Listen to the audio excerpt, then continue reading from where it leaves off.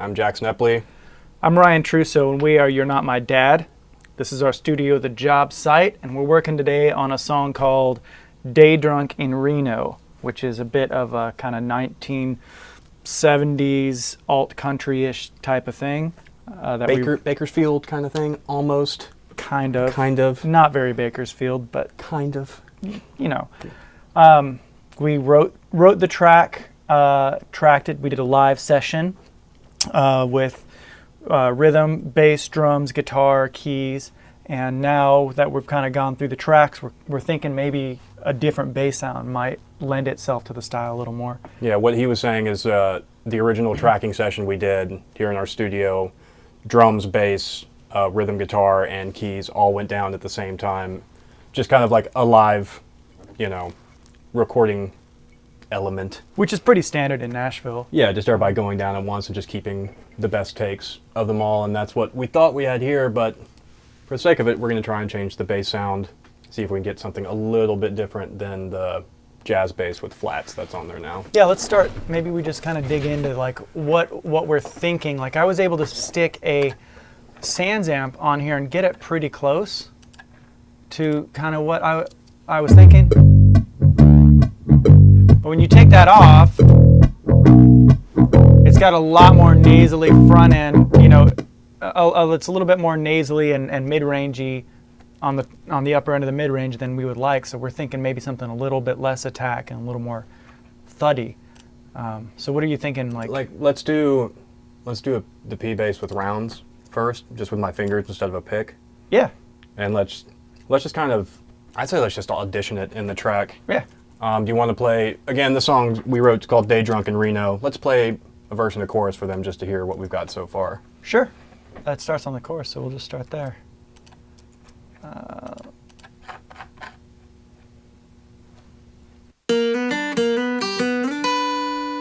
I'm dead drunk in Reno. I'm trying to let it all go, 'cause the queen of my heart left in the dealer's arms. And I'm dead drunk in Reno. I'm dead drunk in Reno.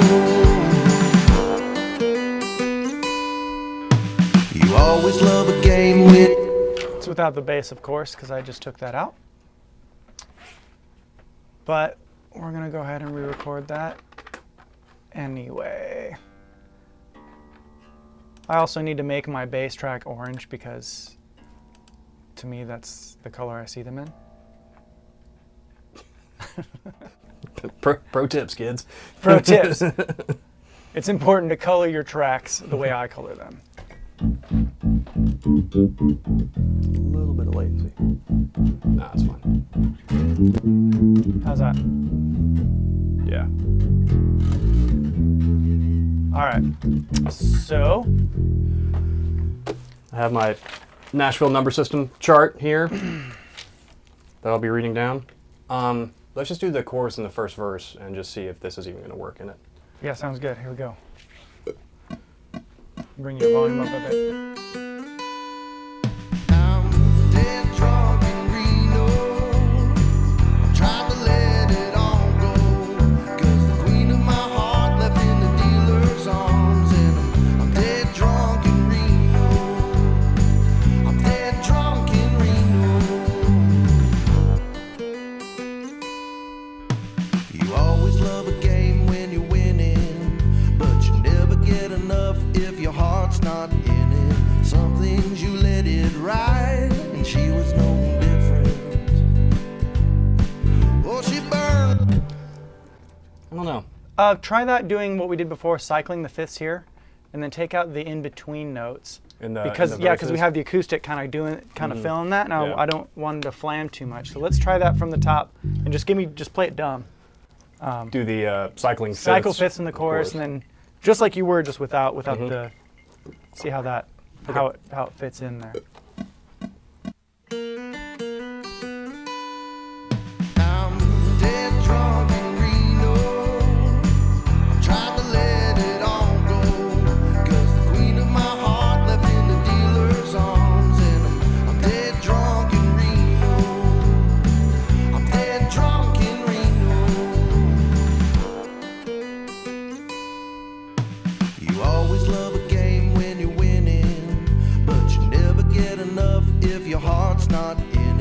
Some things you let it ride, and she was no different.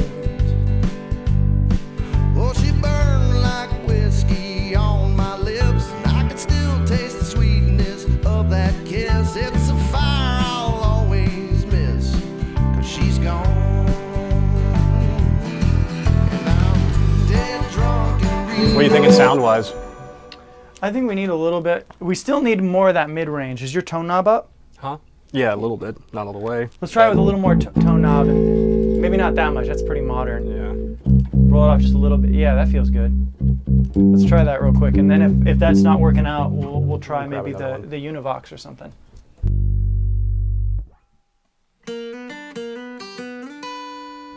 I'm dead drunk in Reno, trying to let it all go, 'cause the queen of my heart left in the dealer's arms. And I'm dead drunk in Reno, I'm dead drunk in Reno.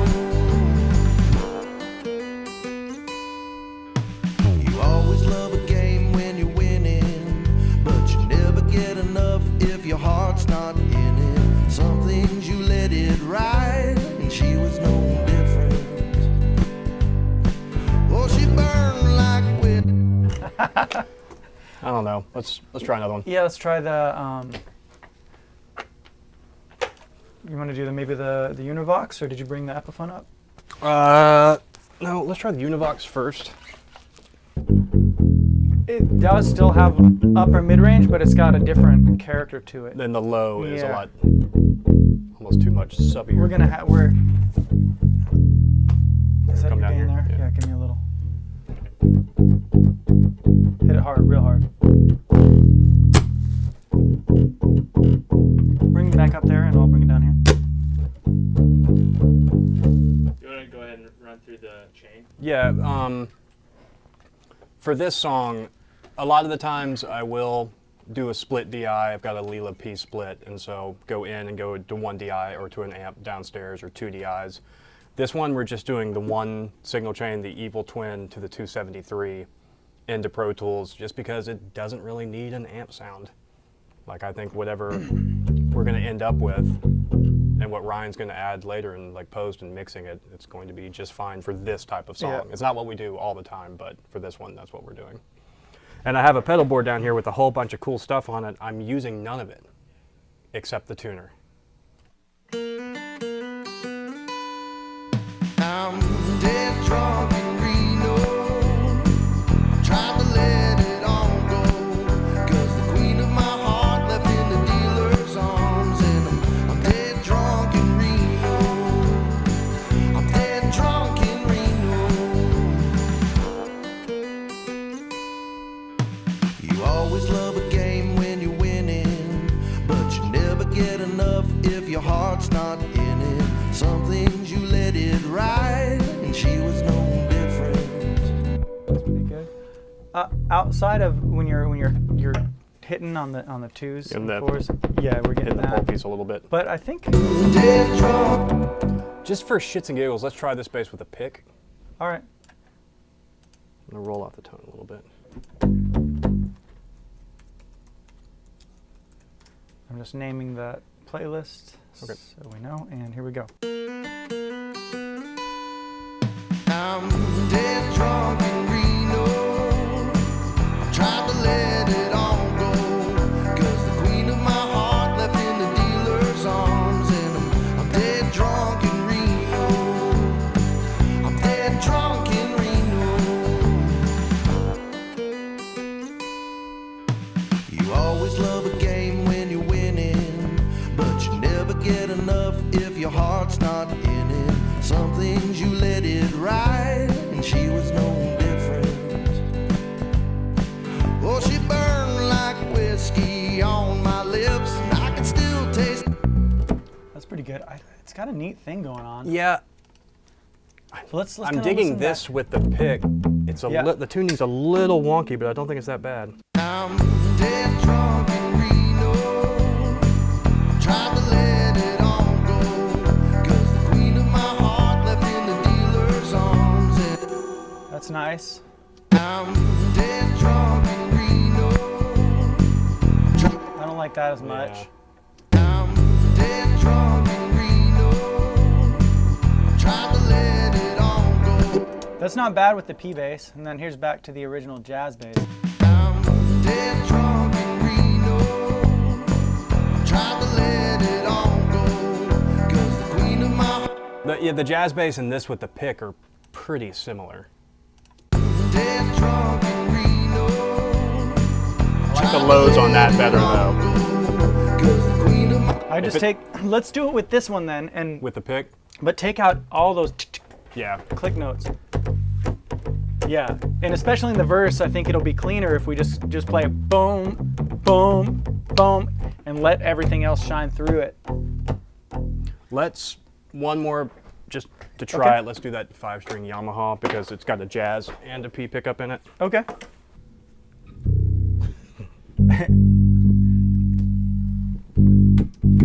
I already don't like the mids in it. Yeah. You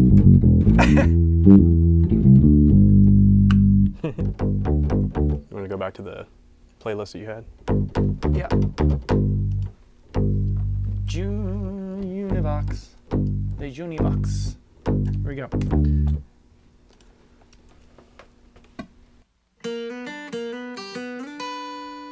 I'm dead drunk in Reno.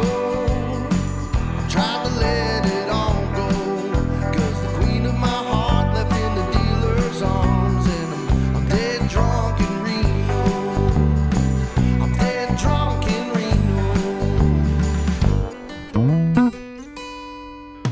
You always love a game when you're winning, but you never get enough if your heart's not in it. Some things you let it ride, and she was no different. Oh, she burned like whiskey on my lips, and I can still taste the sweetness of that kiss. It's a fire I'll always miss, 'cause she's gone. Cool. There it is. That sounds much more, at least to my ears, a little more appropriate. I'm dead drunk in Reno. Where it sits with the kick too Yeah, is cool. and the original here is a little louder. I'm dead drunk in Reno. Tried to let it all go. 'Cause the queen of my heart. Yeah. And the bass on that is just more focused too. Dead drunk in Reno. Tried to let it all. So there's that. Now that we've done that, we've got a buddy of ours, Justin Shipper, coming in to track pedal steel. And this song should be pretty much done. Aside from maybe doing a harmony here or there on the chorus, I think it's pretty set. It's sounding good. So yeah, as soon as Justin gets here, we'll do that. I'm dead drunk in Reno. Tried to let it all go. 'Cause the queen of my heart left in the dealer's arms. And I'm dead drunk in Reno. I'm dead drunk in Reno. You always love a game when you're winning, but you never get enough if your heart's not in it. Some things you let it ride, and she was no different. Oh, she burned like whiskey on my lips, and I can still taste the sweetness of that kiss. It's a fire I'll always miss, 'cause she's gone. And I'm dead drunk in Reno.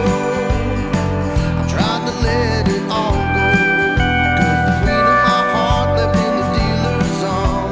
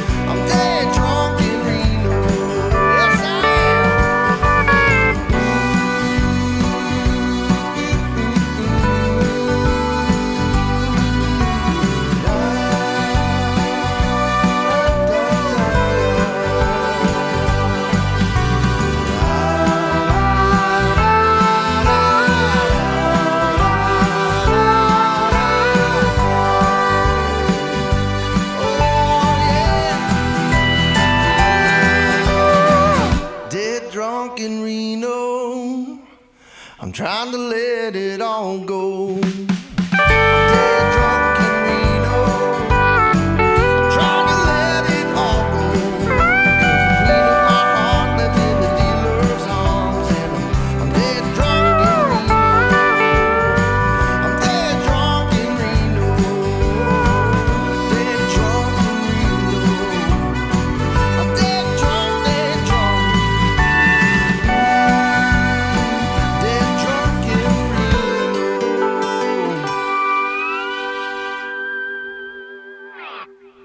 That end was cool. Yeah, that was nice. I'm gonna keep that. Keep that the first half of the bridge when the trumpets come in. Yeah. Just for the hell of it, can we punch you in there and I just like treat it like a solo? Totally. Yeah. I know it's going to be hard because there's that line there, but I think you may be able to like weave in and out. Why don't we of do it. another take and just treat it like a solo on this take? Or that. And just go like extra spaghetti western on this thing. Cool. Like your day drunk in Reno.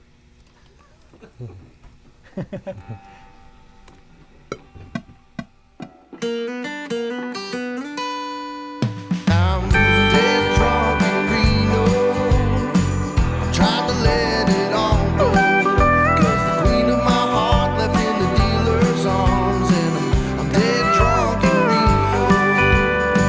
I'm dead drunk in Reno. You always love a game when you're winning, but you never get enough if your heart's not in it. Some things you let it ride, and she was no different. Well, she burned like perfect. That's whiskey great. on my lips. I can still taste the sweetness of that kiss. It's a fire I'll always miss, 'cause she's gone. And I'm dead drunk in Reno. I'm trying to let it all go. 'Cause the queen of my heart left in the dealer's arms. And I'm dead drunk in Reno. I'm dead drunk in Reno. Yeah. Well, love is a game that I always lose. She was holding trip threes, I had a pair of twos. I always play it too close to the chest. And she I think I'd like to hear a little more sustained in the choruses. Just kind of give it a pad. how you spin it. Yeah. House is always winning. Dead drunk in Reno. I'm trying to let it all go. 'Cause the queen of my heart left in the dealer's arms. And I'm dead drunk in Reno. I'm dead drunk in Reno. Yes, I am.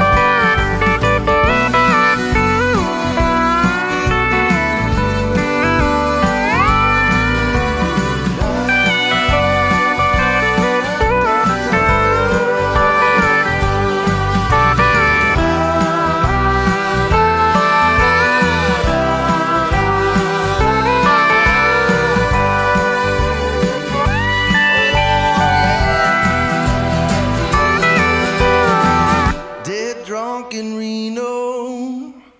I'm trying to let it all go. Dead drunk in Reno. I'm trying to let it all go.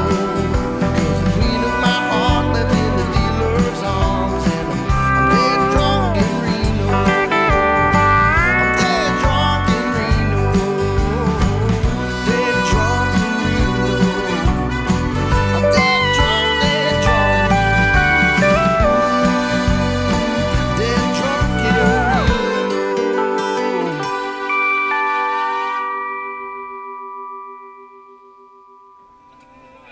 You play. I feel like I'm honing in a little bit. Yeah. I mean, everything you're doing is awesome, especially that That verse. In the chorus is maybe just a little bit more sustained. Keep it so we have that high. We need something in that high register, kind of more. More pad. more. Yeah. pad. Yeah. Cool. Will you go to his last take real quick? I just want to hear one thing at the end of that bridge section.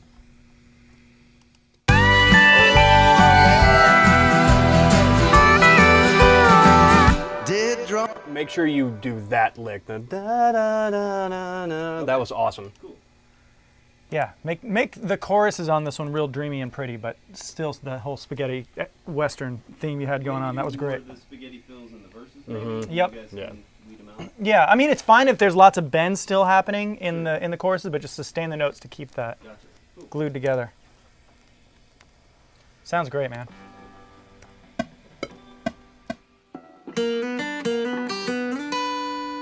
I'm dead drunk in Reno. I'm trying to let it all go. 'Cause the queen of my heart left in the dealer's arms. And I'm dead drunk in Reno. I'm dead drunk in Reno. You always love a game when you're winning, but you never get enough if your heart's not in it. Some things you let it ride, and she was no different. Well, she burned like whiskey on my lips, and I can still taste the sweetness of that kiss. It's a fire I'll always miss, 'cause she's gone. Dead drunk in Reno. I'm trying to let it all go. 'Cause the queen of my heart left in the dealer's arms. And I'm dead drunk in Reno. I'm dead drunk in Reno. Well, love is a game that I always lose. She was holding trip threes, I had a pair of twos. I always play it too close to the chest, and she was no different. No matter how you spin it, the house is always winning. Top of that verse. Yep. Here we go. I'm dead drunk in Reno.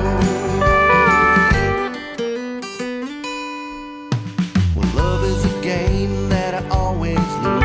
She was holding trip threes, I had a pair of twos. I always play it too close to the chest, and she was no different. Well, no matter how you spin it, the house is always winning. Dead drunk in Reno. I'm trying to let it all go. 'Cause the queen of my heart left in the dealer's arms. And I'm dead drunk in Reno. Yeah, I'm dead drunk in Reno. Yes, I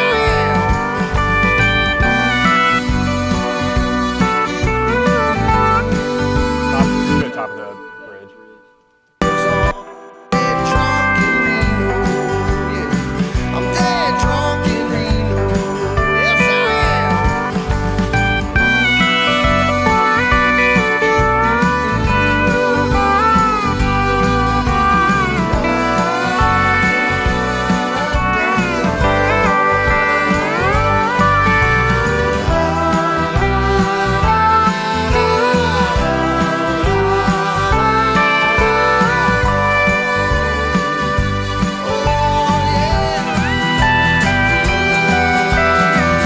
Dead drunk in Reno. I'm trying to let it all go. I'm dead drunk in Reno. I'm trying to let it all go. 'Cause the queen of my heart left in the dealer's arms. And I'm dead drunk in Reno. I'm dead drunk in Reno. Dead drunk in Reno.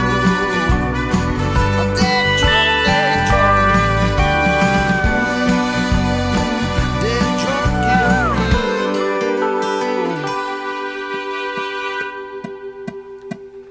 That outro was cool. Yeah. Yeah. Dude, maybe do one more and Yeah. yeah. This time on the bridge solo, just attack it like it, threatened your family. Yeah. I'd like to hear the outline of the 3 minor to 6 minor in that chorus a little bit more. Okay. I'd like to hear that harmonic structure a little bit more defined up there. But I mean, everything we have is cool. I just want to hear what that's like. What if we did that riff instead of acoustic? If it was Pedal steel? pedal steel, He already picked it up.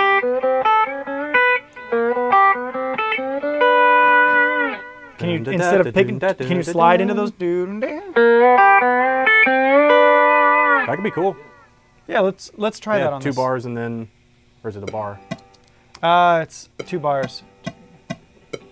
And Cool. maybe kind of slide, down on the. Do what you feel. Don't listen to me. What does your heart tell you? I'm dead drunk in Reno. I'm trying to let it all go. 'Cause the queen of my heart. Do you want to maybe do it so that you can use both if you want? 'Cause Yeah. I didn't do it exactly the same as him. Yeah, you didn't match it. Yeah, let's do it. It's the same. It goes flat 3, so it's flat 3 3 5, flat 3 3 1, and then it goes up to the 5 3. Can I hear it one time? Yeah.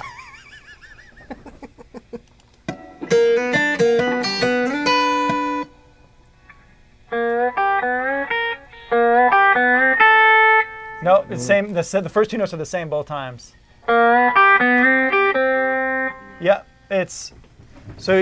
you're doing that, the B flat to B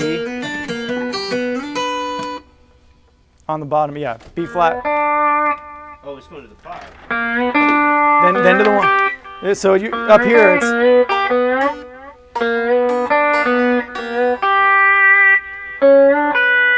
There it goes to the 5, but the other times it's the 3 on the bottom every time. Yeah. Yeah. Right. Yeah, it goes to the 5 and then the 1. Yeah. There it is. Yeah. Here you go.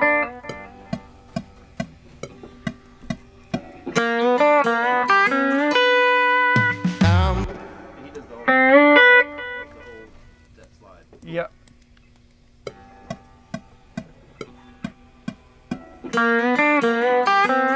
I'm dead drunk in Reno. I'm trying to let it all go. 'Cause the queen of my heart left in the dealer's arms. And I'm dead drunk in Reno.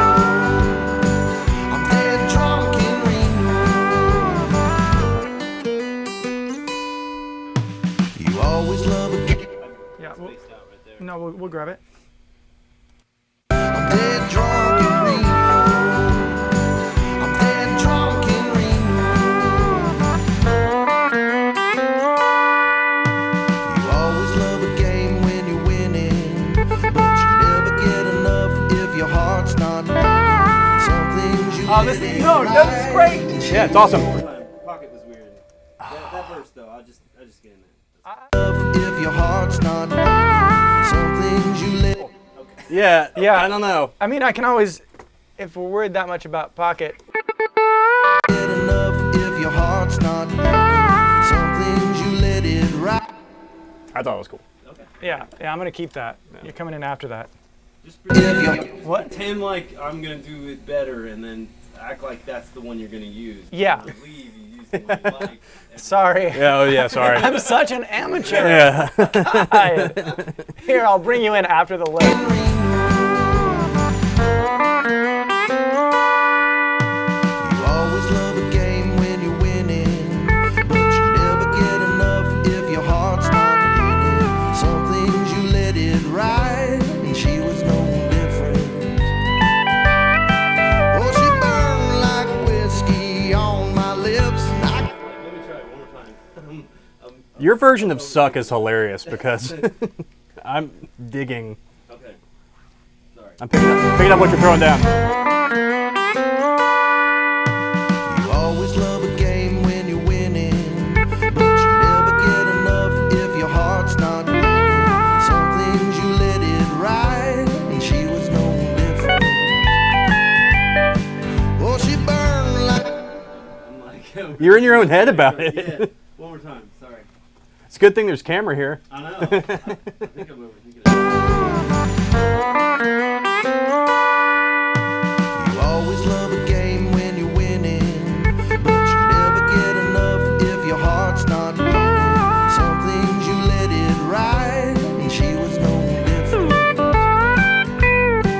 Oh, she burned like whiskey on my lips, and I can still taste the sweetness of that kiss. It's a fire I'll always miss, 'cause she's gone. And I'm dead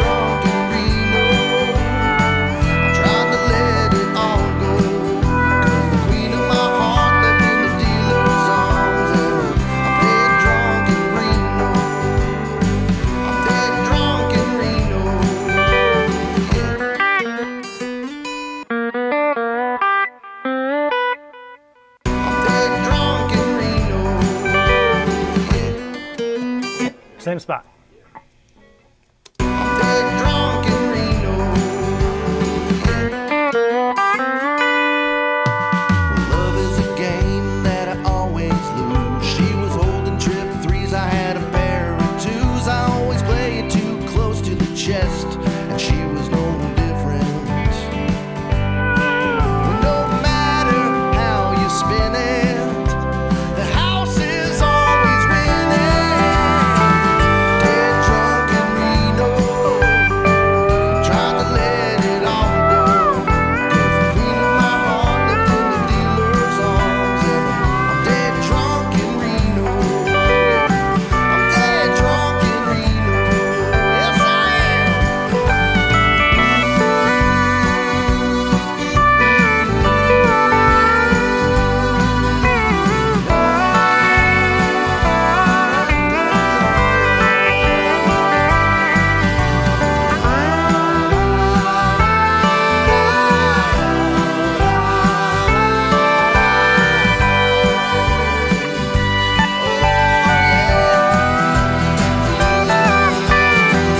dead drunk in Reno. I liked how you did that walk up with the chorus. That was really cool. I'm trying to let it all go. I'm dead drunk in Reno.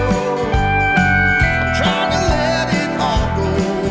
'Cause the queen of my heart left in the dealer's arms. I'm dead drunk in Reno. I'm dead drunk in Reno. Dead drunk in Reno. I'm dead drunk, dead drunk. Dead drunk in Reno.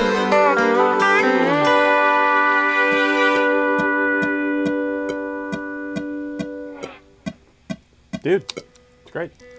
Can you do me one favor? Yeah, totally. Just the second half of the verse. Mm-hmm. On the second verse, you know, when it goes to the 4-1, give me some pretty kind of arpeggiated from top down. Totally, yeah. I had a pair of twos. I always play it too close to the chest, and she was no different. Well, no matter how you spin it, the house is always winning. Dead drunk in Reno. That was cool. Can you do me a higher register though? Totally. Awesome, thank you. I had a pair of twos. I always play it too close to the chest, and she was no different. Well, no matter how you spin it, the house is always winning. Dead drunk in Reno. Tried to let Awesome. Yeah, that was awesome. And then I want to do the first half of that solo bit. I'm going to turn the horns way up and then try to kind of fit around the melody a little bit. Can I hear it one more time without playing and just hear what they're doing note-wise? So Yeah, Yeah, it's the same as that vocal line. Ba, da, da, da, da. I'll play it and I'm going to turn those horns up a little bit too. The horns. The horns is going to be louder. I'm dead drunk in Reno. Yes, I am.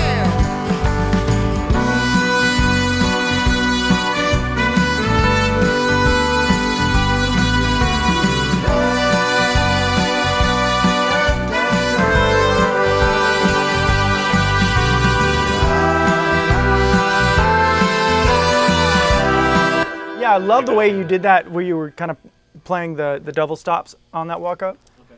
That was lovely. So is that, you ready to go? Yeah, let's try it. Let's do it. I'm dead drunk in Reno. Yes, I am.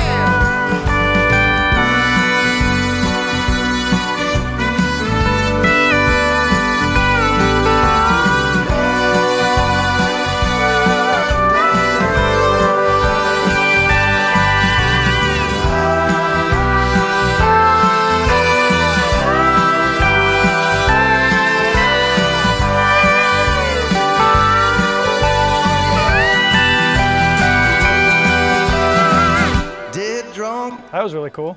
Man, do one more for the hell of it and just shred. Shred, Shred. shred, shred. Good. I'm dead drunk in Reno. Yes, I am. Off to a good start though. That was I'm dead drunk in Reno. Yes, I am.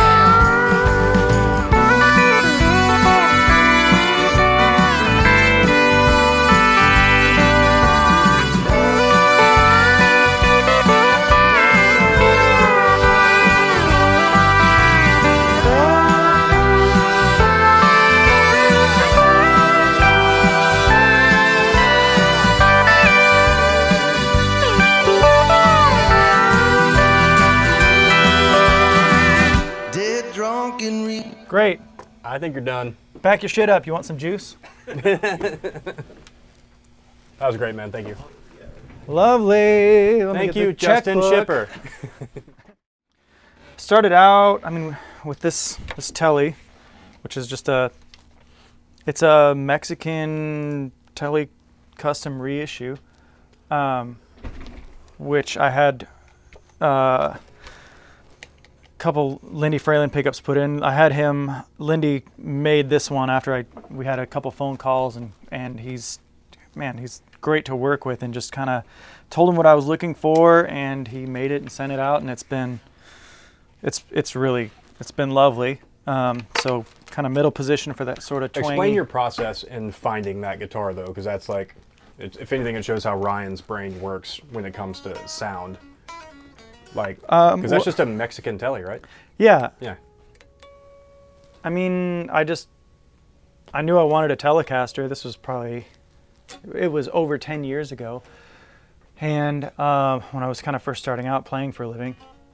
And so I went out to a bunch of guitar stores and just played all the Teles that I could. And I really liked the look of this. And I was like, man, those are really cool, but it's made in Mexico. And I did feel like they all sounded really cool, and they felt like solid guitars compared to like the American standards at that time. I don't feel like, compared to the American standards they're making now, just weren't nearly as good. So I played like 20 or 30 guitars that week, and then went back. There was one shop called I think it was called Chambers Music or something. They're not around anymore. And they Is that had the one that was on West End? Yeah, I was on West Years End. ago? Yeah, and yeah. I went in there and just went in for like 3 hours and just played all the Teles that they had, because I felt the best out of all the shops I went to. They seemed to have a lot of good guitars in there, and kind of narrowed it down to like 4 or 5 guitars. And there was an American Standard. They had an older Tele that was way out of my price range.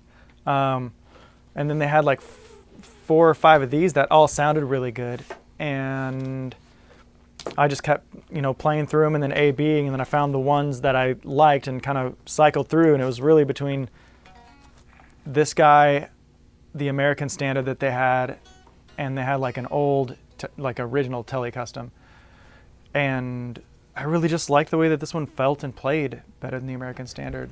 And it was, I think these are now like an $800 guitar still. Then it was about $600, but. So at the end of the day, he just went and played 30 guitars and found one that sounded good.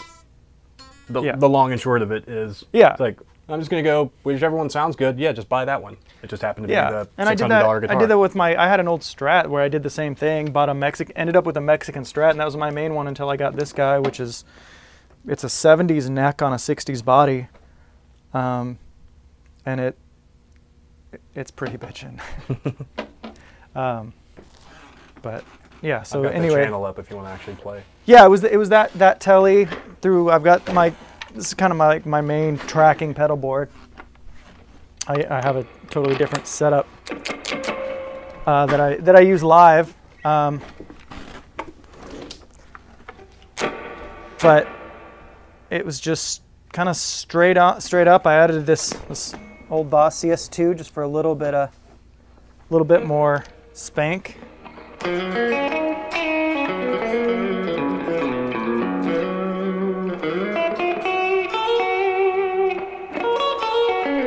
And again, that's in the cabinet room Yeah. downstairs. We have that one Avatar 112. Can you like kill that. the reverb send and the? I don't think you have the reverb send on Yeah, this. go to the mixer view. You'll see it. Oh yeah, cool, gotcha. And I've got a delay and stuff on there we can probably kill. But you can get a lot of spank out of that bridge, but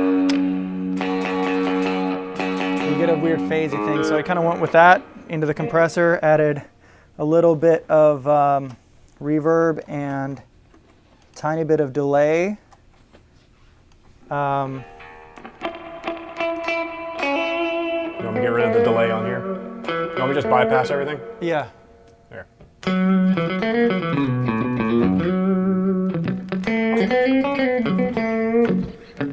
Just a little bit of slap back. I may have used, no, it was this guy. Just a little bit, just for some color, and then I hit the little bit of trim from the amp.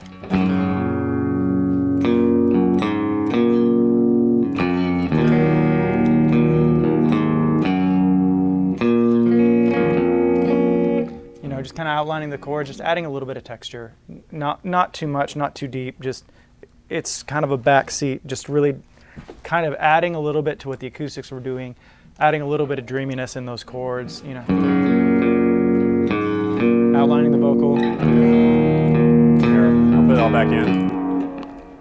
And, you know, So here's what.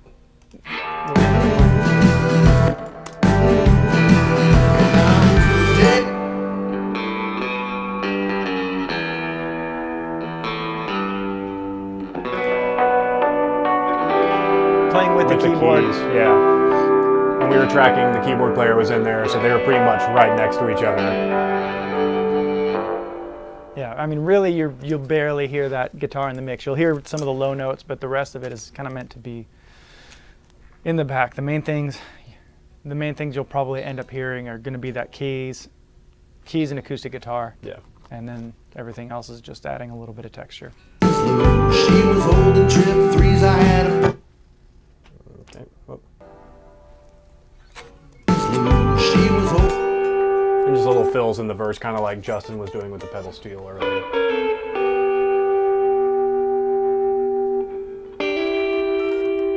And we'll figure out which one of those is going to be higher in the mix. Okay, so we're here again with our song Day Drunk in Reno. This song pretty much came about, the pedal steel player Justin Shipper was tracking another song for us a couple years ago, and Ryan used it as a descriptive, like, man, play this song like you're day drunk in Reno, and then somehow this chorus just stuck. But this session, a lot of the times what we'll do here, since Ryan plays guitar and I play bass, is we'll hire an engineer and we'll both sit up here by him. This particular one, though, we did differently. Ryan engineered as me and the drummer went down and did the take of the jazz bass earlier that we replaced. And then I engineered as Ryan and the keyboard player went down. And then Ryan overdubbed acoustic on top of that. So, let's start with drums. Yeah, we'll start with the drums here. We've got everything. We've got, gosh, how many mics? 1, 2, 3, 4, 5, 6, 7, 8, 10 mics. So we recorded 10 channels. Really, Kick, snare top, snare bottom, rack tom, floor tom, a hat mic, a close room mic in our drum room, which we'll show you in a bit, and then we do a far room mic, which we actually put in the kitchen of our studio and open all the doors. Okay. But we tried a new, not a new overhead technique, we've done it before, but it just seems to be working now. You want to tell them about that, the earrings? I've heard people describe it as the drummer's earrings, and it's actually your overheads are going behind the drummer, and behind the drummer's ears, kind of pointing in stereo at the kit. For some rooms it works really well, and for some rooms it's really awful. Here, it's been really good for us. I find that I get a really, really good picture of the kit. If I was doing something like a jazz record where it was going to be all about, you know, the natural interaction and that sound, it's a great setup for something like that. I've seen them do. Oftentimes they'll do a similar setup but in front of the kit, whereas this is behind the kit. We're kind of getting a different picture, but there's a lot of articulation. So here's kind of where we are with drums, what we captured. Pull that kick down. We had it up for tracking a minute ago.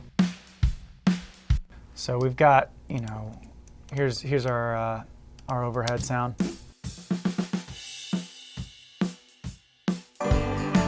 We've got our far mic, our close mic, and then we've got all of our, immediate mics on the snare, kick. I think it needs to be said too, like the mics we're using on the snare and the rack tom, just 57s with this console, which sound, again, amazing. And the drummer we used is a guy named Rob Mitchell who has phenomenal kit balance.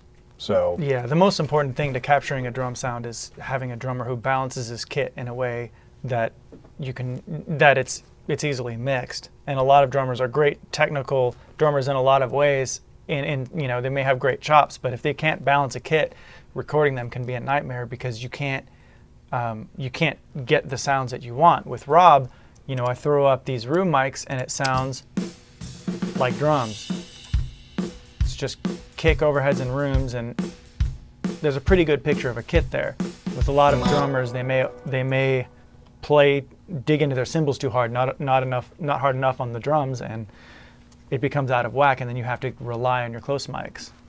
For us, it's really important to have a drummer who balances his kit in a way that we can get what we want out of him. yeah, the whole, like, hitting hard looks cool, but you're choking essentially half the waveform, half the sound coming from the drums when you're attacking them like that. So he and Rob went down, and That's the Univox pass. yeah, here's the Univox pass. This is the one that we just redid. Typically, I might take something like that and stick like this Sans amp on it just to get the mid-range how I would like it.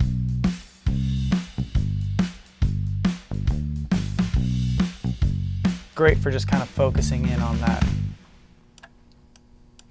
I personally am not a fan of the Sans amp plugin, or haven't been, because I think people use it in a bad way, like to add this distortion sound that I don't like on bass.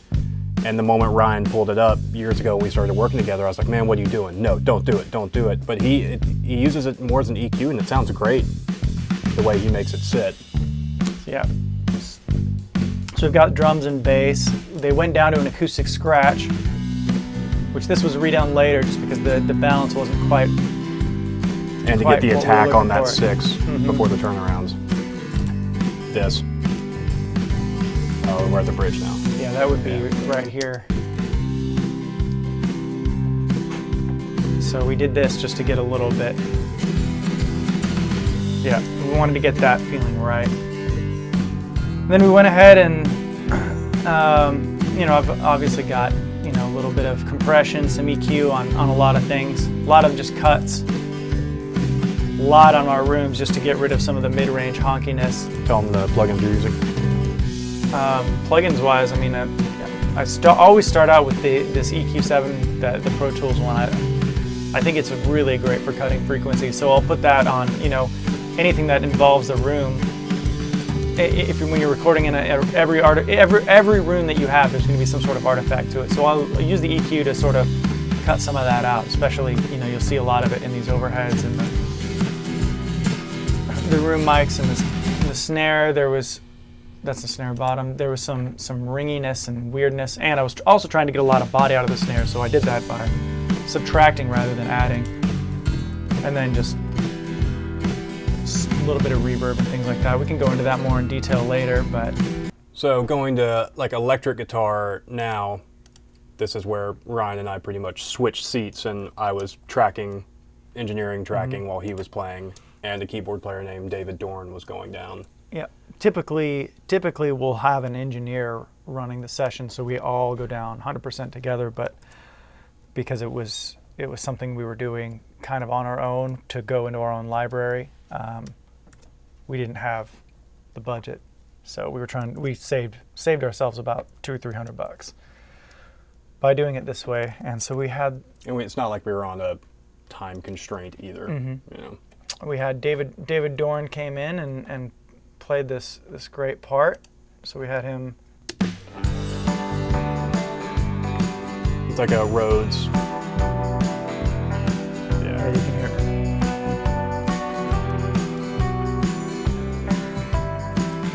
ended up treating that a little bit, put a little bit of sans amp, boost the mids, cut the low mids, compressed it, high pass, and some delay on it. And then electric guitar was just really simple, just adding a little bit of texture. This is definitely one of those songs too where less is more. And we So- knew we were putting pedal steel on it, so we wanted to leave room for that. So there's a little bit of outline. And I went through, made it sound, you know, add a little bit of crunch with, and compression with this Devil Lock. And then high pass, low pass filter, a little bit of high end there, and use the decapitator also to kind of EQ out some of the high and low and make it more mid-range and make it sound a little more crappy because it was just sounded too nice. The high pass, low pass, the plug-in he used was the T-Rex T-Rex, one? yeah. Yeah, the T-Rex. The 1081. We got this package. We did some promotional stuff with them, and so we got everything they make, and we're really impressed with these plugins. They look stupid, but they sound great. Solo that electric, All right. and yeah.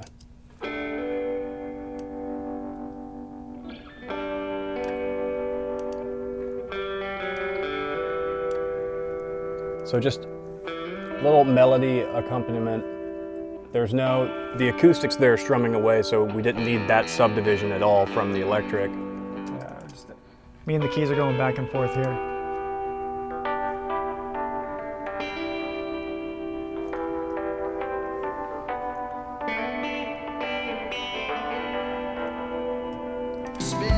And so Ryan tracked up here again, not in our electric room, so he had, was it your Princeton? I had my Princeton, a compressor pedal. I have an old Boss CS2, and I have a Line 6 M9, which I've had modified with an audio to upgrade the audio path in it, and use a little bit of reverb and and delay from that, and my Telecaster. And that was that. I mean, pretty simple and straightforward. Turned the amp up a bit until it got a little bit of grit on it, but Fenders don't typically, they don't distort in the most pleasing way when you turn them up loud, except for the Bassmans, really, and the deluxe reverbs. So we got that take down. Got that take down? That's Ryan's one electric pass. That's the only electric guitar on here. But then we got Dorn to go over with B3, our B3 over there, and our Leslie. We just used one mic on it. Yeah, We didn't do the just two mono up top, Leslie. one on the bottom, just mono Leslie. Just keep it simple. We knew it was going to be lower in the mix. We were looking for some characters, so added some high pass because I don't need that low information. A little bit of compression for control. Kind of glue it together a little bit. And I'm also sending it, I've set up an aux send with a reverb on it. I'm sending it there, sending to some degree, most things are going there. Kind of, I find that helps make everything more cohesive when you're putting it in the same space. I'll usually have several reverbs going, but I have one reverb that's kind of more constant across things that I need to use to put them in, arrange them spatially, whether it's closer or farther away. I try to think of arrangements as a room full of characters, and you want some of them are closer and in your face, some of them are far away, but they're still loud. So I'll use that reverb for that. He did this really cool pass here. He's matching what he's doing in the bridge, but it's like a glockenspiel or. No, it was a pad he did it. It's really cool. The bell thing. Yeah. I put it in with the Rhodes. So it's pretty much just bringing out. So with the Rhodes, yeah. Just adding a little bit of ambience there.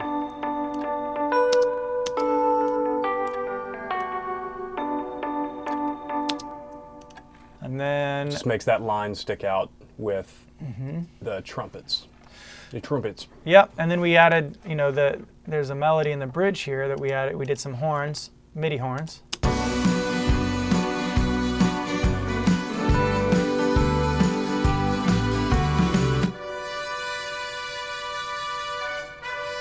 Which actually sounded pretty good. We had scheduled a horn player to come in, and we kind of did this, and we're like, man, for this thing, it's going to be Let's fun. not pay John Paul a couple $100 to just use this. Yeah. But these are samples. They're really high quality, good samples that were programmed. And actually, Ryan did the programming in Logic. Yeah, I have it. It's arranged in an EXS instrument for the Logic users out there. Oftentimes, for certain instruments, it's just easier, and I have hundreds of EXS instruments that I've made over time that, or that people have given me that I'm able to utilize that way. I know we can open them in Kontakt, but I just haven't taken the time to sit down and figure out how to do that yet. So yeah, there's our horn pass, and then as you saw earlier, or as you know, we already went through. We had Justin come in on the pedal steel, which that will be the only thing of the instruments that will really be comped. Everything else is kind of as it went down, maybe a few punches here and there. But we like just kind of getting things right, and when it feels right, it's right to us. I feel like if we give ourselves too many options, like we start worrying about whether or not we're making the right decision, and We then start losing. Well, in a song like this, if we did that, we'd be losing focus on what this is supposed to sound like. We've definitely done a couple pop records where it's like, nope, let's comp everything and yeah. grid it. Yeah, and you can see here, I'm going through, kind of cycling through all these different comps we've done. I'll have to spend some time later on comping that.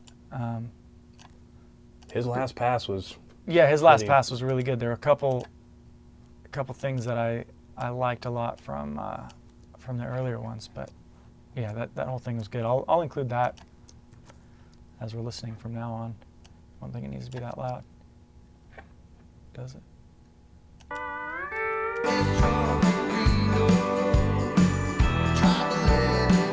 We had a vocalist come in later too and replace our vocal here.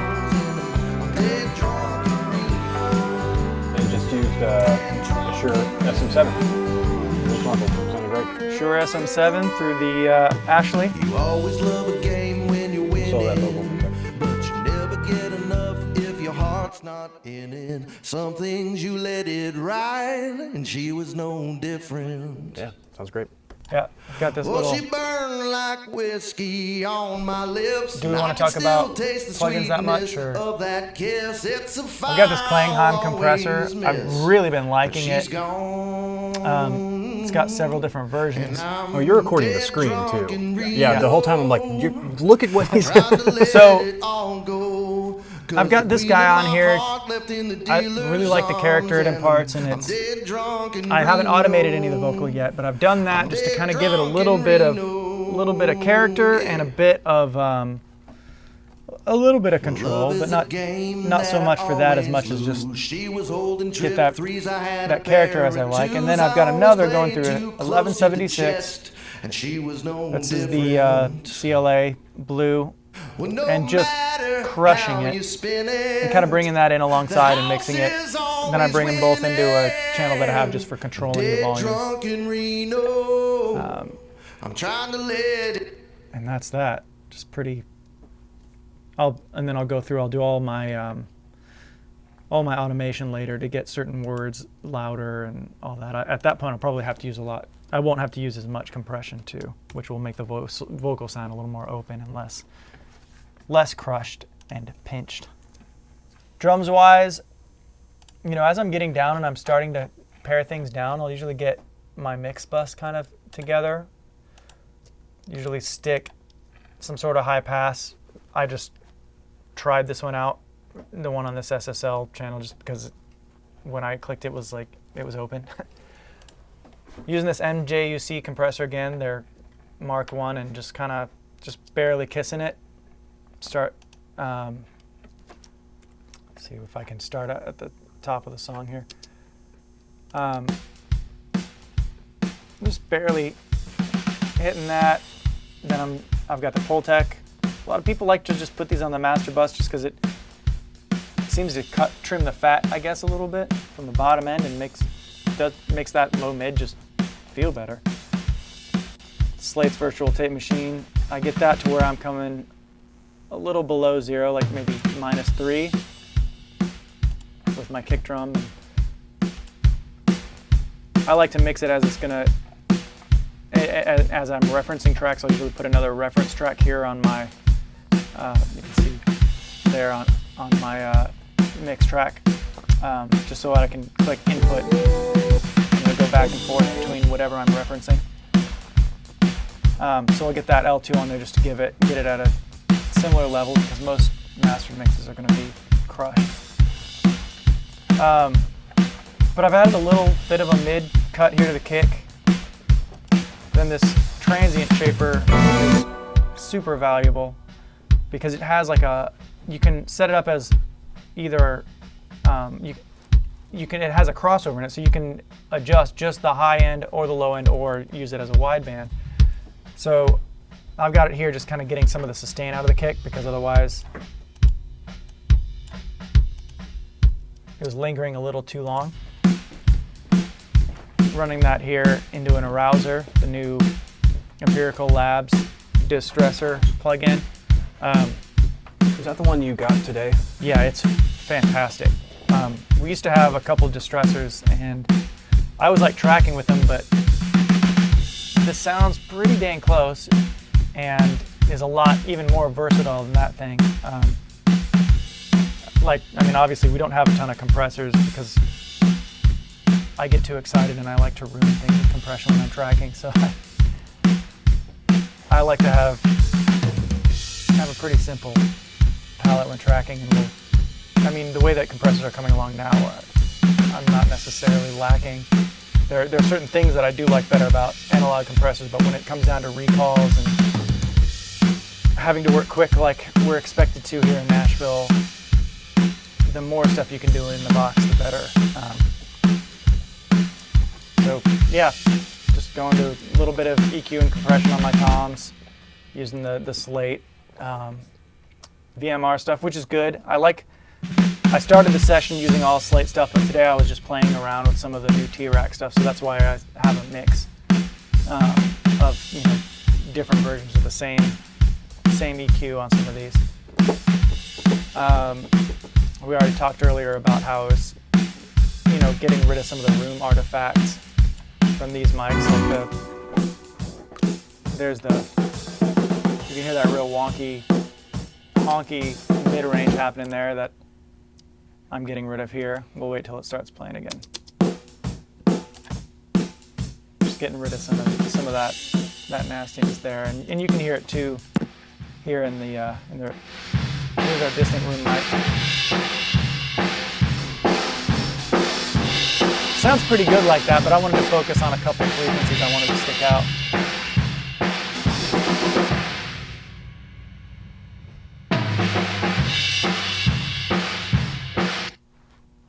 That's about all I'm doing on drums. Once we got to the bass, I already talked about how I was putting the PSA 1. I'll sometimes put an L1 in front of it. I've got it here, but it's disabled because I had it on the other bass.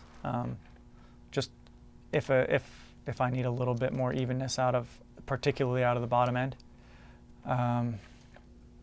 It's like I said earlier when I was doing the interview, it's really interesting watching Ryan when we get to the mix phase of things with all this, because he mixes pretty much everything we do unless we have a huge budget. Yeah.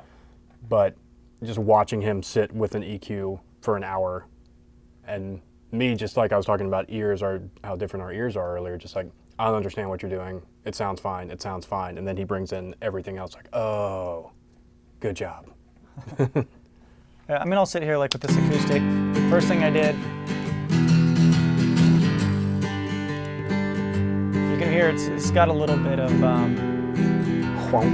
Yeah, a little bit of honk, a little bit of cloudiness in the mid, so I put a cut around 400 hertz, put a high pass at a little over 100, a little, that nastiness I pulled out there. Hit it with a little bit of compression from the MJUC. get a little bit more of that string articulation out of it. And using the SSL channel here from this guy, I don't think that's there. We're actually distorted somewhere. Oh, here. Yeah, I've got to run into a decapitator. I'm also mixing in and using a little bit of low shelf, high shelf, or not shelf, but high pass, low pass on the decapitator with a little bit of gain. And just adding this guy with a little bit of, to add a little bit more kind of mid-focus. Makes that, I find that this little Red 17 is great for just kind of like on, especially like MIDI instruments like these horns. Kind of helps the high end feel a little more natural. It dulls it a little bit, but doesn't seem to destroy it. It's not like quite the same as just putting a low pass or a low shelf or a high shelf. What's the verb you're running the acoustics into? I've got those. I've got my plate, and I mean I'm just using space. I really like When we the upgraded. updated. Yeah, it's so good. we jumped from Pro Tools 9 HD to 12, and I've just been using space. This is just their stock, one of their impulses, the United Western hybrid, just using one of their as-is settings, adding a little bit of, there should be a little more pre-delay. A little bit of pre-delay, and sticking this radiator behind it to add a little bit of harmonics and EQ here. It was just sounding a little too nice about it. So if I really kind of jam that. So if I take the radio off, it's really subtle, but just the mid-range wasn't quite in the right place, so that's why I did that. Oh, that really loud. Dead drunk in Reno. Yeah, just going on to, we did electric guitar, we did drums, we did keys. So I think that's everything, right? Oh, we've got our horns. We did the MIDI horns. And I made those sound to kind of make them feel a little more. Again, it's a good sample. It's it's an actual sampled horn, but it's still not a guy in the room playing. Yeah. So Ryan put So we Sank on it. started off with, which sounds pretty good as it is. I layered several different samples actually to make it feel more natural. Added the Slate virtual tape machine, hit it hard. Just to kind of smear it a little bit, like get rid of some of the articulation. MJUC just to tie some of those notes together. Some of them were a little quiet, a little loud, a little sharp. Red 17 seemed to help the high end a little bit. You can really hear how it. And then added a bit of true verb to make him sound a little more in the room. And then of course sent them to my plate here. And that was that. And That's one of those definite production calls that you always want to use a player if you can, but then once that sits in a mix and once he's done doing what he does to it, it's like, oh, that sounds pretty good. Again, let's save the money. Yeah, I mean at the end of the day, we make music because we love it, but nobody, I think, loves their job so much that they will pay to do their job. Yeah. And that's kind of where it's like, all right, well, we still have to answer to wives and kids who are hungry at the end of the day. So Last time I checked, they all like to eat. yeah.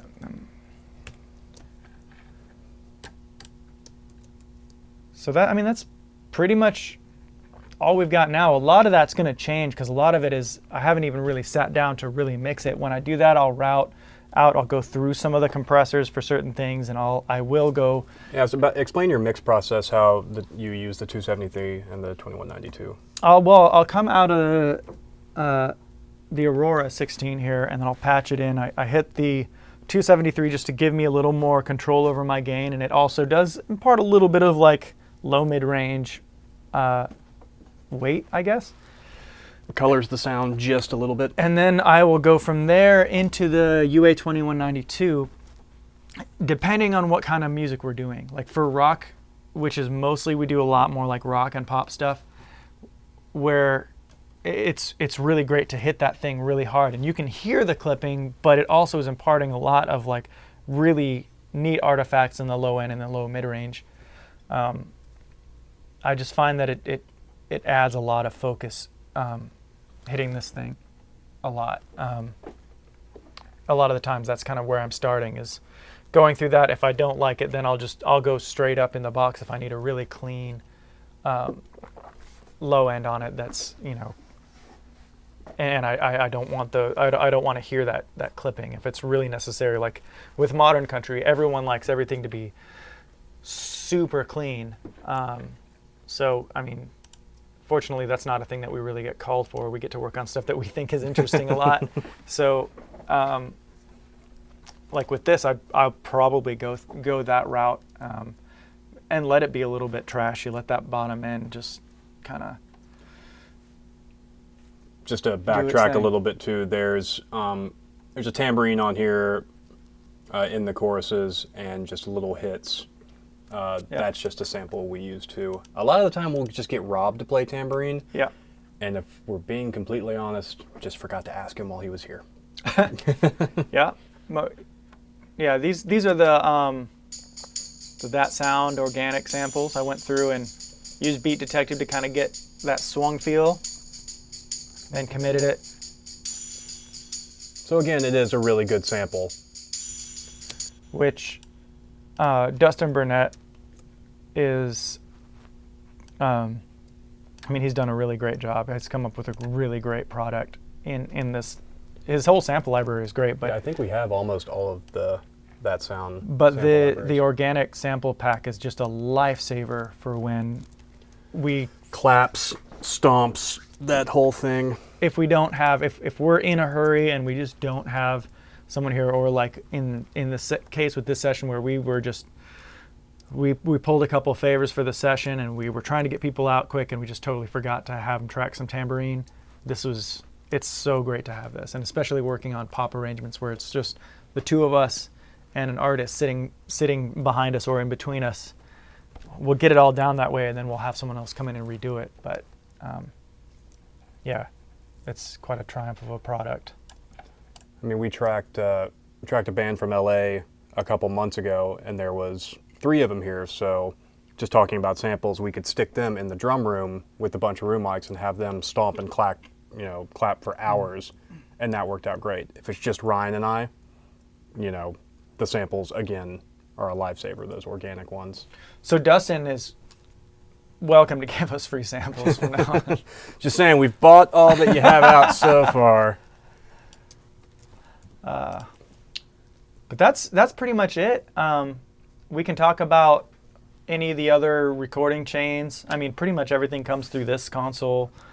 We use the Vintex. They're kind of our overflow because this guy, like if I want to get something really hairy, those distort really nice.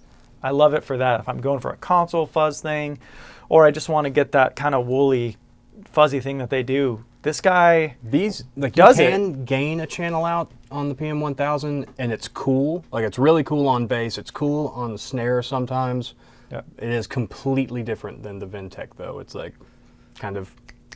I wouldn't say it's completely different, but crunchier. It's not. Everyone says, "Oh, it's like the Japanese Neve." Well, no, it's not. It's like a PM1000. It's a great sounding console. I've never gone, man, I just wish I had 16 channels of those Vintex. Yeah. Or I used to have some of the Avril API stuff. Also really good stuff. Like I'm not missing any of that with this guy. So pretty much everything. It's Like I talked about earlier, like the bass stuff that I'll never get rid of. We will never get rid of this console. Even if we move to a bigger studio and buy a bigger console, we will always have this in the chain somewhere, usable and at the ready, because we both love the way it sounds so much. So now Ryan and I We're gonna comp a pedal steel. Comp pedal steel part. That very last one, I think, is the one we're gonna use Yeah. for all the intros and turnaround since he grabbed the lick. Yeah, I see it. So we were typically like, we will go. We try not to do too small of sections at a time because then you sort of lose context. But at the same time, we're pretty arbitrary about it. At the end of the day, like, there's not a right way to comp, and I wouldn't say we even do it the same way every time. I think we sort of, for some performances we'll have to do phrase by phrase because it Well, just for a seems like vocal comp. performance that makes Yeah. more sense. But like some vocal comps, we'll go section by section just because it's the singer's so consistent. But we try not to get too minute because then at that point, like, you just get out of context and you fry your own brain. So we're just going to start listening and playing this down, listening, making sure nothing else is soloed here. A lot of the times, if we're doing a vocal comp too, either I'll sit here or Ryan will sit here, and one of us and the artist will sit in the chairs behind us, and we'll randomly pick which section we're listening to. That way, you can't always be like, oh no, track 3 is always the best performance, or the purple track, or whatever it may be. It's like, nope, whichever one that was definitely the best. You're using your ears, not your eyes. Yeah, kind of getting confused. And going with your gut, like, the first one was like, oh, that one's good. So use it. Yeah. Here we go. Well, in Pro Tools, you can go here. You can select a lot of views. You've got your waveform view, our current playlist right here. I'll make it a nice bright yellow so you can see it. Against that green. But you can go to a lot of different views. Your automation views, volume, mute, pan, and you can add other things to this. Playlist view opens up all these playlists, and you can go ahead and select any of these and quickly just move them up to the top. So it's pretty quick and efficient. Logic has a really neat way of track comping that is involves swiping. I find that it's still kind of buggy, but one of the main reasons we stick to Pro Tools is the audio editing is just 100 times better. it's really solid. Yeah. But in this function, in this this track comping function of Pro Tools, you can solo each one as you go down. So we'll start right at the top here and see how that sounds. I'm dead drunk in Reno. Tried to let it all go. 'Cause the queen of my heart left in the dealer's arms. And I'm dead drunk in Reno.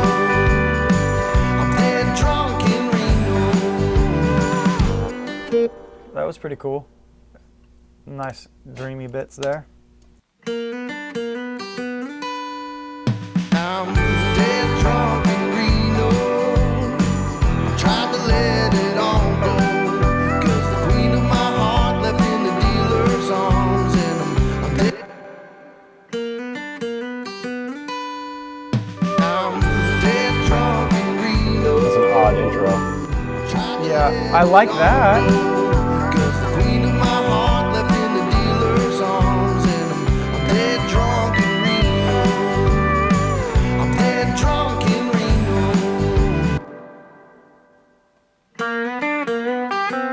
We're obviously going to use that. Dead drunk in Reno. Tried to let it all go. 'Cause the queen of my heart left in the dealer's arms. And I'm dead drunk in Reno. I'm dead drunk in Reno. Now I feel like this one was good. In parts it was a little too busy, so we'll go in and we'll edit that a little bit. We'll take little bits from some of these. Like, this is too sparse, but maybe, That first one we listened to was yeah. I'm dead drunk in Reno. Tried to let it all go. 'Cause the queen of my heart that's left cool. in Yeah, Yeah, I want to listen to that track soloed right here, though. I think we got. Okay, that was harmonic. I thought maybe it was distorting, but it's just a dissonance. It's kind of cool. Mhm. Let's see what he did in these two.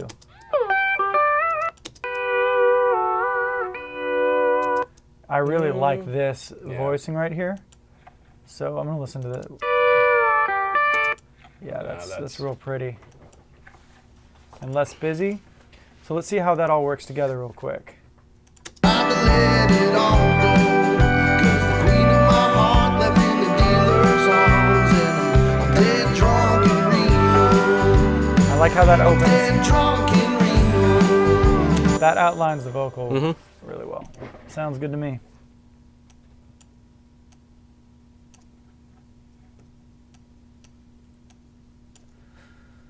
So now we'll Go ahead and fly the turnaround, the let's tag go on. from that last take. and just make that edit. Typically try to make the edits as we go so we don't forget anything.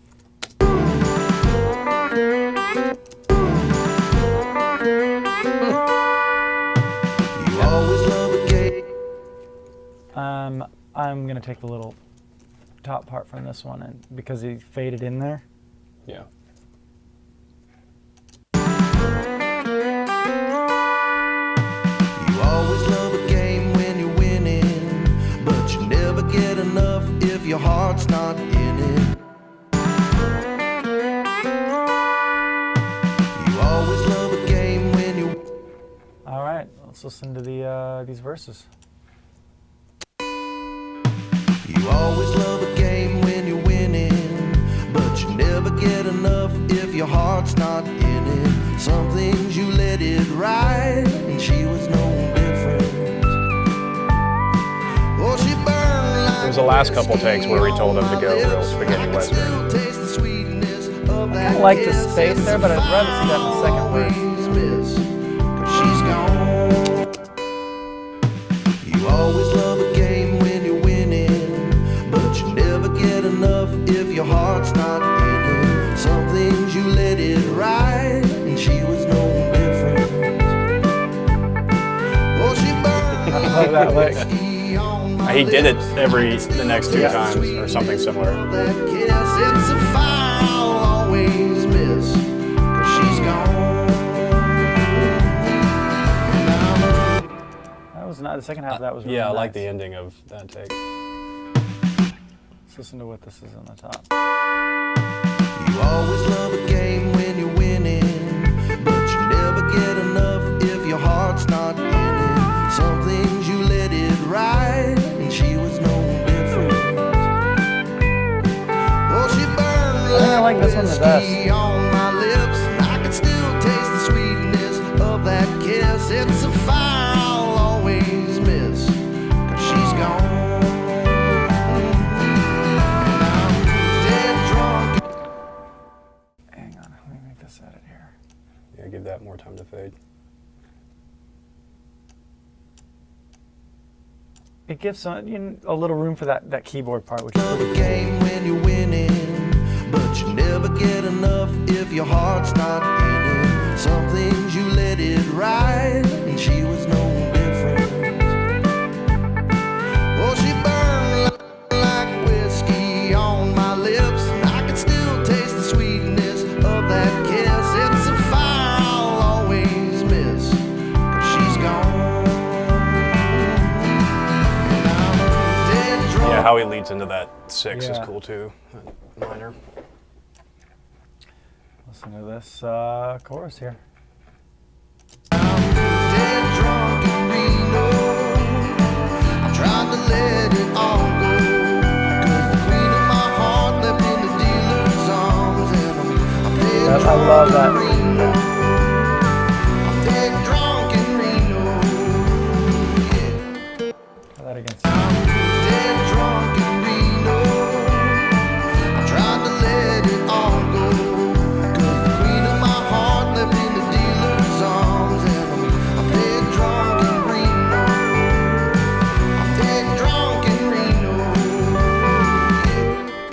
I like the second half of Yeah, that. we're gonna keep the end of that. Yeah.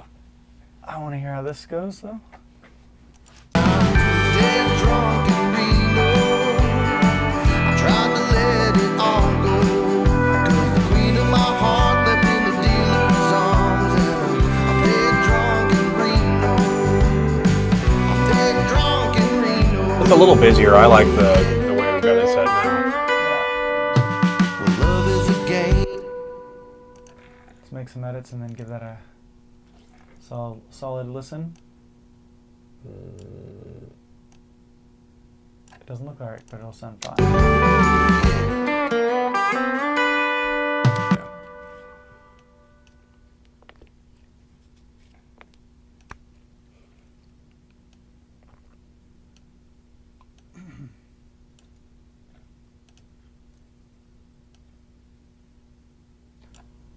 Let's hear how that goes.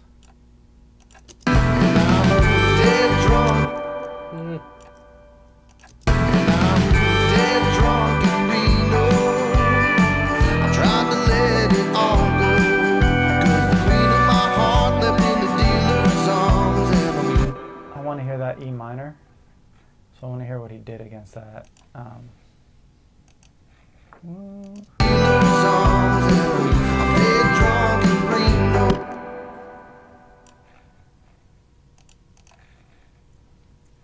Just gonna bring that chord because he didn't voice it.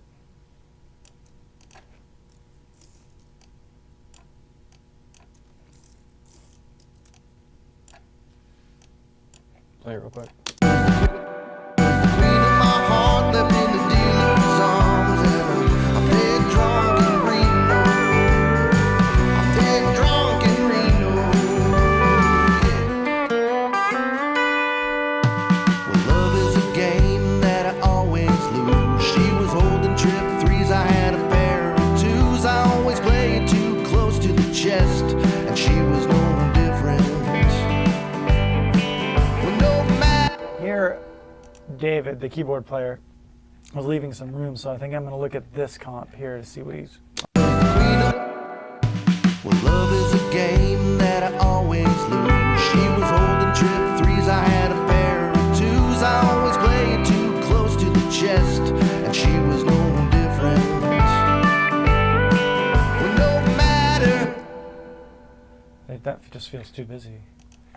Try the last one. Well, love is a game that I always lose. She was holding trip threes, I had a Because you get good Yeah, guitar yeah. line I there. always played too close to the And then you chest. come in with the steel. Yeah. Well, no matter how you spin it, That's cool. Yeah. the house is always winning. Oh, that's great. Dead drunk in Reno. Yeah. Interplays between the keys and the guitar. It all goes. Dead drunk in Reno. Tried to let it all go. 'Cause the queen of my heart left in the dealer's arms. And I'm dead drunk in Reno. Yeah. I'm dead drunk in Reno. Yes, I am. Too busy. Dead drunk in Reno. I'm trying to let it all go. 'Cause the queen of my heart left in the dealer's arms. And I'm dead drunk in Reno. Yeah. I'm dead drunk in Reno. I think what I want to do is, this is going to be a heavily edited part, because it grabbed all these chords here. It got super busy down here, so I'm going to go up and listen to these two. I'm dead drunk in Reno. Yeah. I'm dead drunk in Reno. Yes, I am. I'm dead drunk in Reno. Yeah. I'm dead drunk in Reno. Yes, I am. I want to listen to this in context with The horns. the horns. Yeah.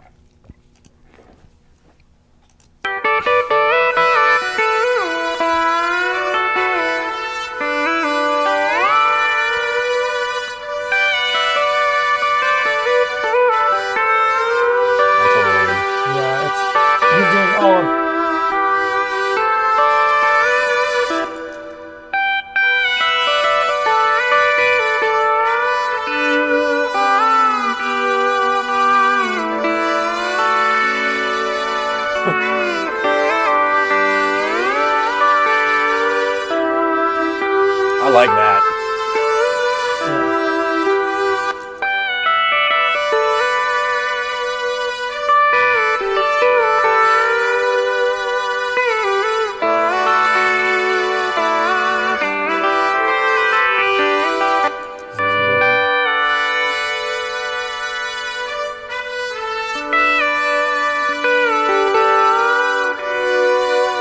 Oh, that's cool.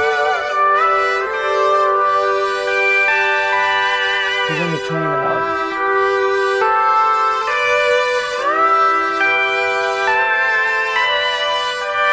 That's really cool.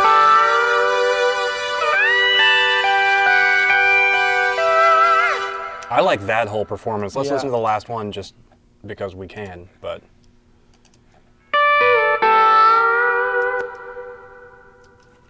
I'm misdrilling somewhere. Where is that?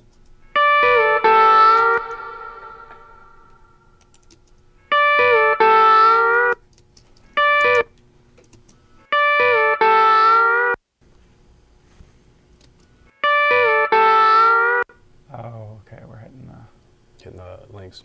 yeah.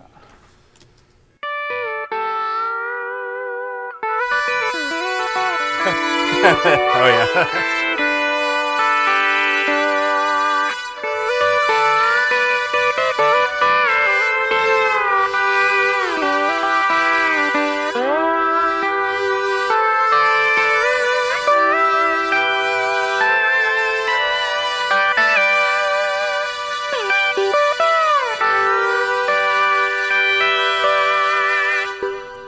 I think we have the right one already Yeah. lined up there, but I did dig that. Yeah. Hit dim again.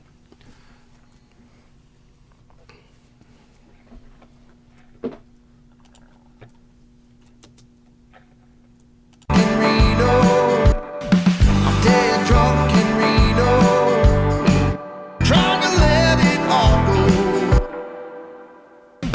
I'm dead drunk in Reno, I'm trying to let it all go. 'Cause the queen of my heart left in the dealer's arms. I like that little lick just because it kind of answered the vocal. I'm dead drunk in Reno, dead drunk in Reno. I'm dead drunk in Reno, I'm trying to let it all go. 'Cause the queen of my heart left in the dealer's arms. And I'm dead drunk in Reno, I'm dead drunk in Reno, dead drunk in Reno. I'm dead drunk, dead drunk. Dead drunk in Reno. Well, we know we're gonna want this. Yeah. I really like this going into it. And that second part of the top one. Dead drunk in Reno.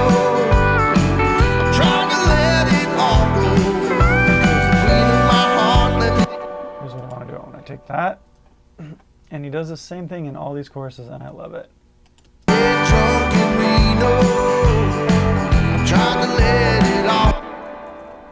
So it's the third bar of every chorus he's doing.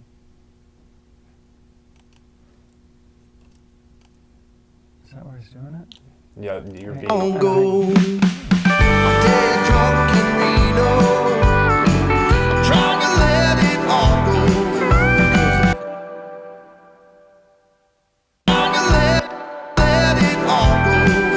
'Cause the queen of my heart. 'Cause the queen of my heart left in the dealer's arms. So we're not gonna be able to do both.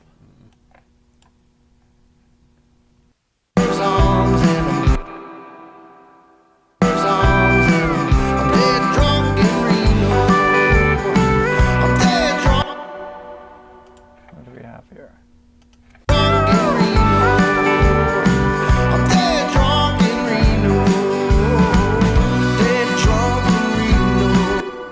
What if we took the top from this bridge part? Oh no, because he left it open. So Dead drunk in Reno. I'm dead drunk, dead drunk. what did he put there? I'm dead drunk, dead drunk. That outlines cool. that keyboard part really Yeah. well. So we just need to figure out what's gonna go here. Dead drunk in Reno. Dead drunk. He's got something here that might outline. Dead drunk in Reno. comp as fuck. I'm dead drunk in Reno. I'm trying to let it all go. 'Cause the queen of my heart left in the dealer's arms. And I'm dead drunk in Reno. I'm dead drunk in Reno. You always love a game when you're winning, but you never get enough if your heart's not in it. Some things you let it ride, and she was no different. Well, she burned like whiskey That's so on cowboy. my lips. Yeah. I can still taste the sweetness of that kiss. It's a fire I'll always miss, 'cause she's gone. And I'm dead drunk in Reno. I'm trying to let it all go, 'cause the queen of my heart left in the dealer's arms. And I'm dead drunk in Reno. I'm dead drunk in Reno. Yeah. Well, love is a game that I always lose. She was holding trip threes, I had a pair of twos. I always play it too close to the chest, and she was no different. Well, no matter how you spin it, the house is always winning. Dead drunk in Reno. I'm trying to let it all go, 'cause the queen of my heart left in the dealer's arms. And I'm dead drunk in Reno. Yeah, I'm dead drunk in Reno. Yes, I am.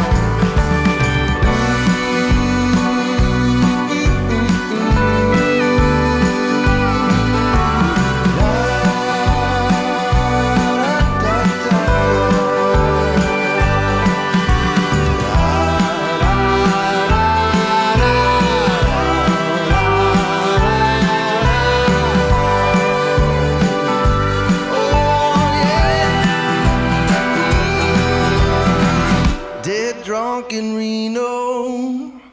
I'm trying to let it all go. I'm dead drunk in Reno. I'm trying to let it all go. 'Cause the queen of my heart left in the dealer's arms. And I'm dead drunk in Reno. I'm dead drunk in Reno. Dead drunk in Reno. I'm dead drunk, dead drunk. Dead drunk in Reno.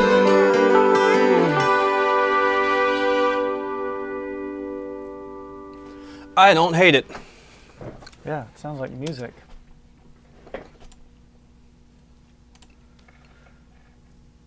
And that's how we comp a vocal. Just Or a pedal steel. or a pedal steel. Or really anything with multiple takes. Yeah. I mean, I think one of the things to look for in comping is continuity. And, you know, earlier, as I was saying, like listening to everything in context really helps. And that helped us to kind of really go through. Here you can see, you know, there's this little blue part. He played that almost every chorus. We left it out of the last chorus, but that sort of added a little bit of a unifying theme to all the choruses. It helped us to really build a part listening it to each one together, and at least for us, it was great to hear everything in context. You may work a little differently, but I just simply find that for our method, for us, it works great to be able to sit back, listen to at least a part of the song as a whole, and see what's missing before adding anything else, or seeing what needs to be missing. And before what Ryan subtracting. just pointed out in those choruses, that part, since it's a recurring theme, becomes a moment in the song that you may not know it, but if it wasn't there, your ear would miss it. You know, now there's something there that's the same throughout. You know, it's like singing a chorus over and over again. You want to hear it. we like recurring characters. Like if you do something, if you play a phrase once, bring it back again, because people feel more familiar and they feel rewarded again once they hear that again. It's good to have things change and develop and to grow and to have your arrangements sort of blossom, but at the same time, people, as they're getting to know the song and as they're listening to a song, they become attached to certain parts of the song.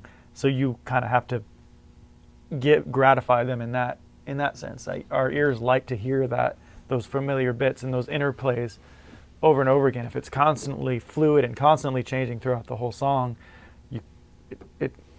to me, like when I listen to a song that's like that, I feel like I'm not anchored. Like there's nothing to grab onto, and if it's too fluid. It's a popular music Yeah. practice.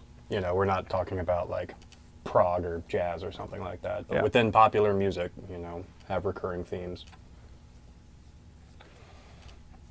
I kind of want to take this. Let's just see what happens if we I've got this idea.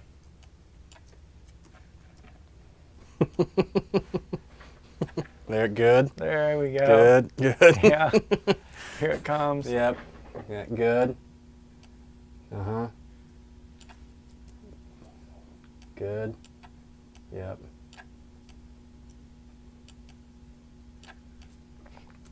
There we go. Yep. That's our part. This Here it one's is. great. Dead drunk in Reno. I'm trying to let it all go. 'Cause the queen of my heart left in the dealer's arms. And I'm dead drunk in Reno. I'm dead drunk in Reno. That's There we go. like what we were talking about earlier, is Recurring making characters. recurring themes, making something a moment. Now, you're never going to listen to this song again without wanting to hear that. As far as like warm-up techniques, the one thing I learned when I was real young was just the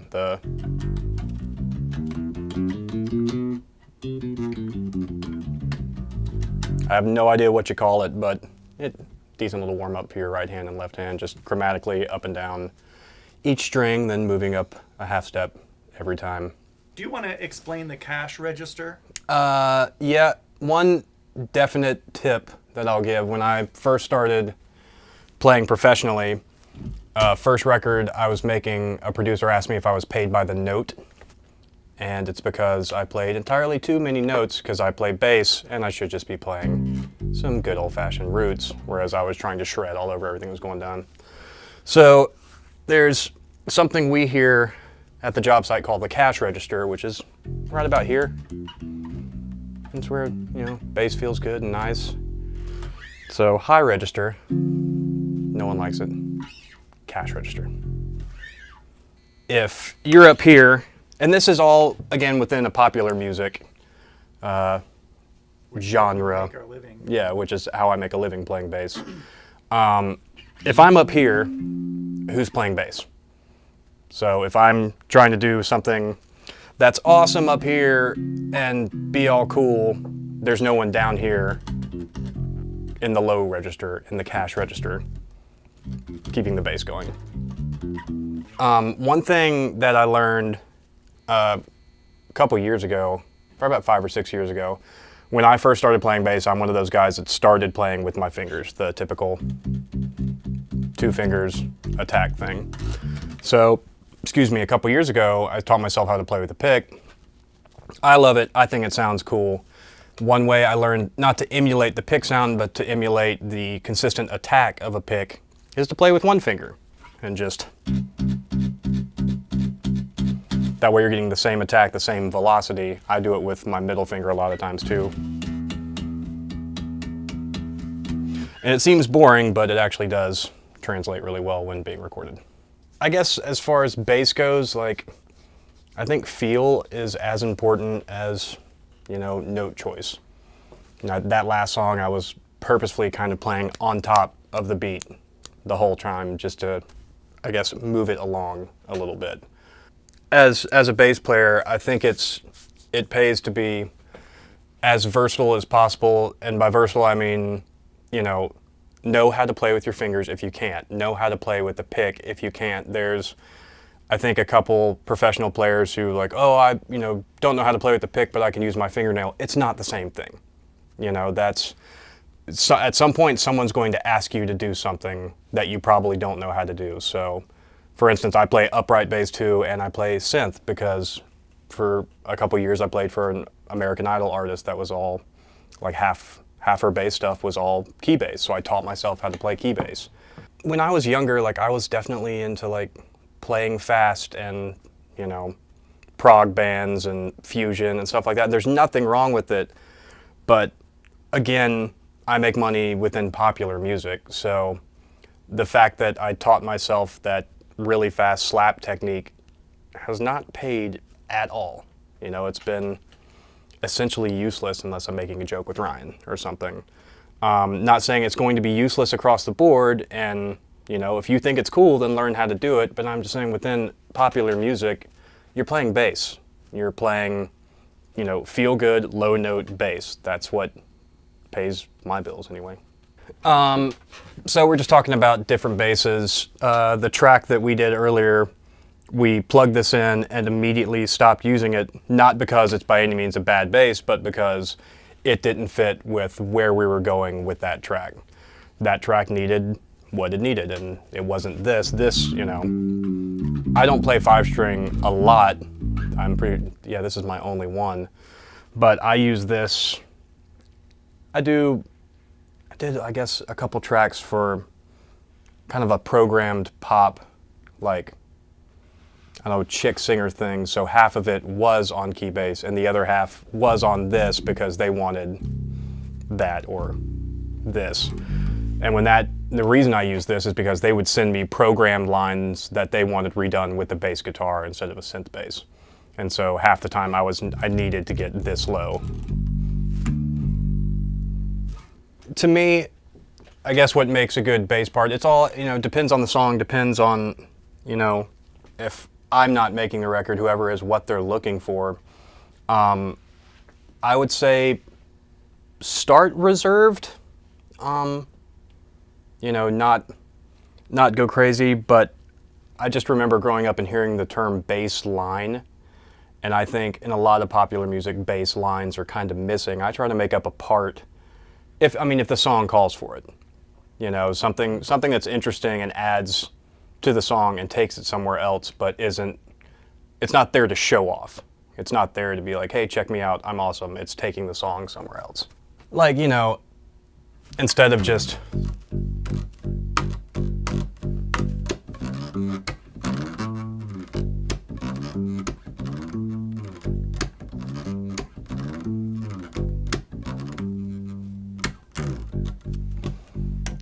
that's just running between 1 and 2, but it moves it somewhere else. And most of the time, like, you're gonna just want to sit there and do that.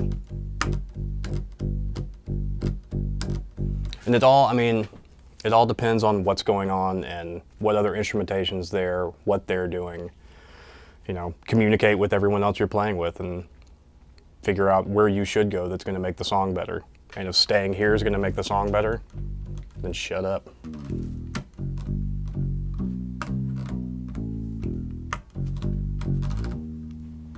Yeah, that's something I played on a girl named Shelley Fraley's record a couple years ago.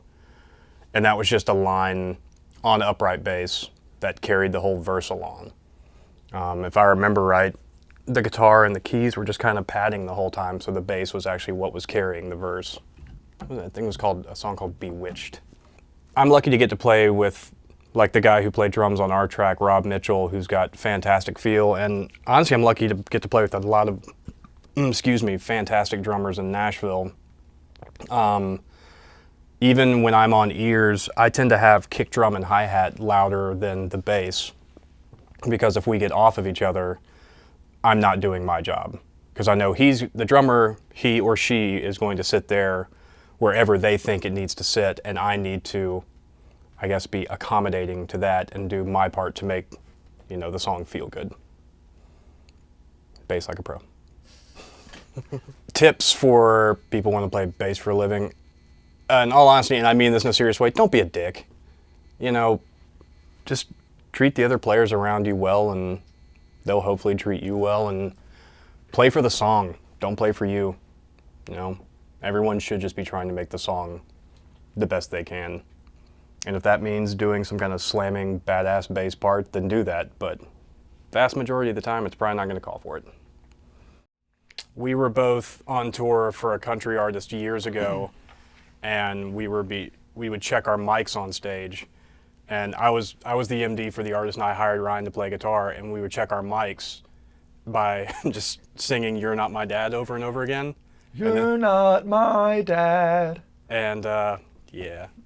just kind of stuck. I mean, still to this day, I play with an artist named David Nail, and that's kind of my standard mic check. You're not my dad. Dad, stop. So, it's, And I work with Ryan on purpose. you know, yeah. Yeah, we years ago, after he had hired me to play on stuff he was producing, and I hired him to play on stuff I was producing, I was writing and producing a song for this independent artist, and I came to Ryan. I was like, "Man, let's just write and record this together," and just made a joke. I was like, I'll just start a production duo and call it "You're Not My Dad," and then we registered it with the state of Tennessee. Yeah, and we did our first record together, which was the Commitment Bells, which was Well, Time Will Fix It All. Mhm. Yeah. really cool record. If you can find it, check it out. So we had this song. We had Justin had come in to play on another record for us, and we were having a hard time getting him to be as cartoonishly Western as we wanted him to be on the pedal steel. So I said, man, just play it like you're day drunk in Reno. So we did that. We finished the session. It was for a singer named Sarah Jean Kelly, who was kind of doing kind of like an alt country thing. And after that, we finished the record, and I was sitting in a bathtub. You know, like I just guys love how like this. me do. Just love how the story goes. It was a hard day. Just got done with that hard sesh and went home and drew a nice warm bath. Yeah, so I'm just sitting there day drunk in the bathtub, and I just had the idea, oh man, that would be a great terrible country song. So I kind of lyrics and melody just kind of happened, and it was like one of those things you put in the back of your mind. Oh, maybe we'll use that. There's a lot of stuff that comes up. Maybe you'll just have like a phrase hit your mind. It's on the tip of my tongue, or whatever kind of bullshit goes through your mind that you kind of check and you put in a box and compartmentalize it until later. Yeah, the notes section of my phone is nothing but like, oh, that'd be a good verse, or oh, that'd make a really cool chorus. Yeah.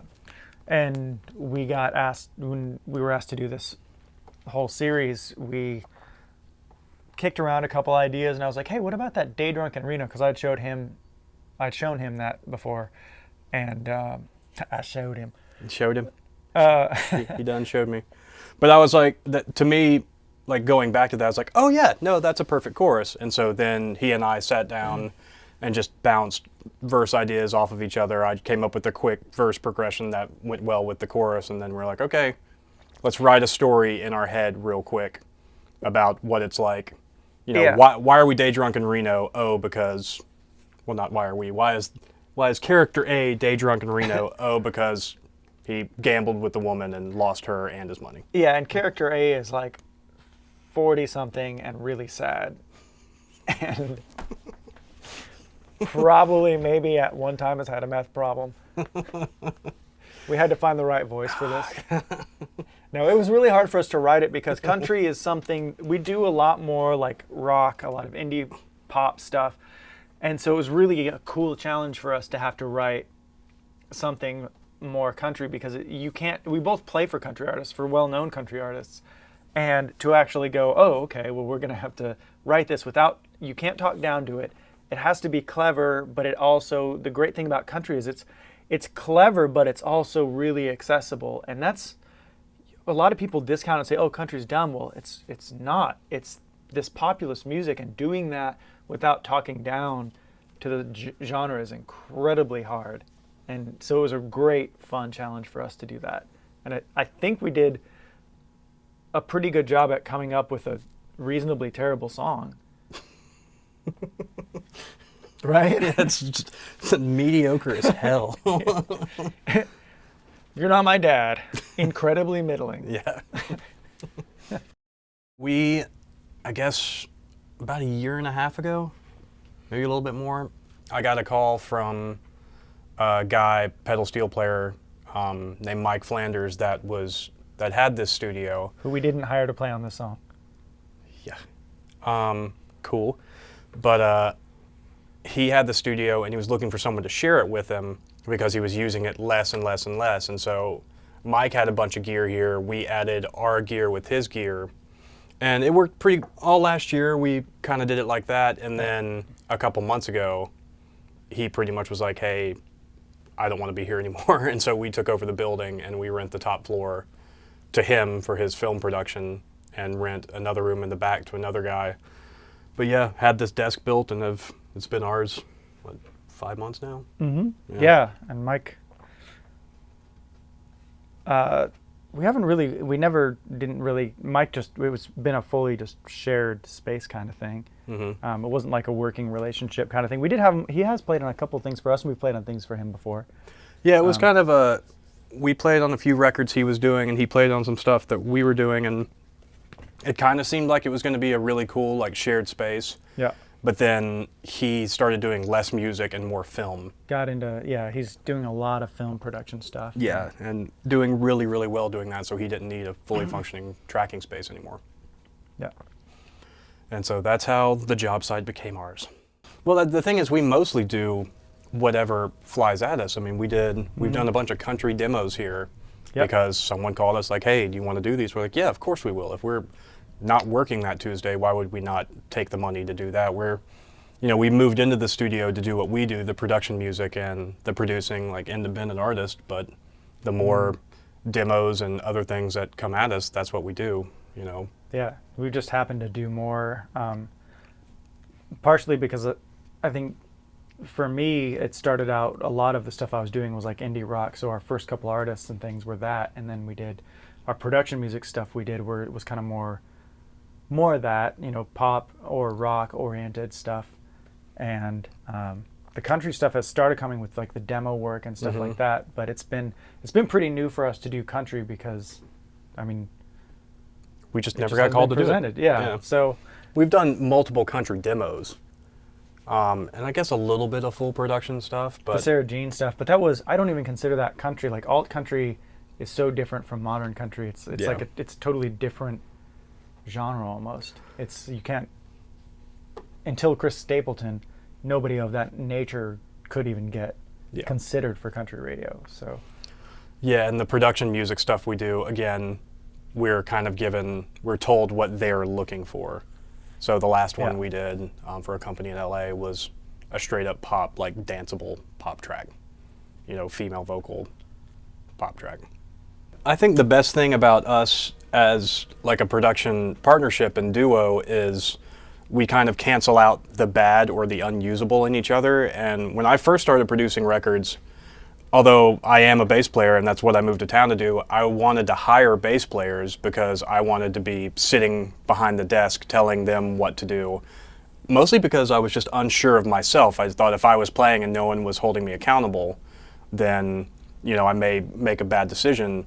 But whereas now, when I track, I've got Ryan being like, nah, man, just go back to the fist thing in the chorus or whatever it may be. And I think vice versa, when Ryan tracks guitar, I'm like, man, maybe just stick with the melody, just something. One of us is always holding the other accountable, and I think because of that, what we do together, is pretty damn good.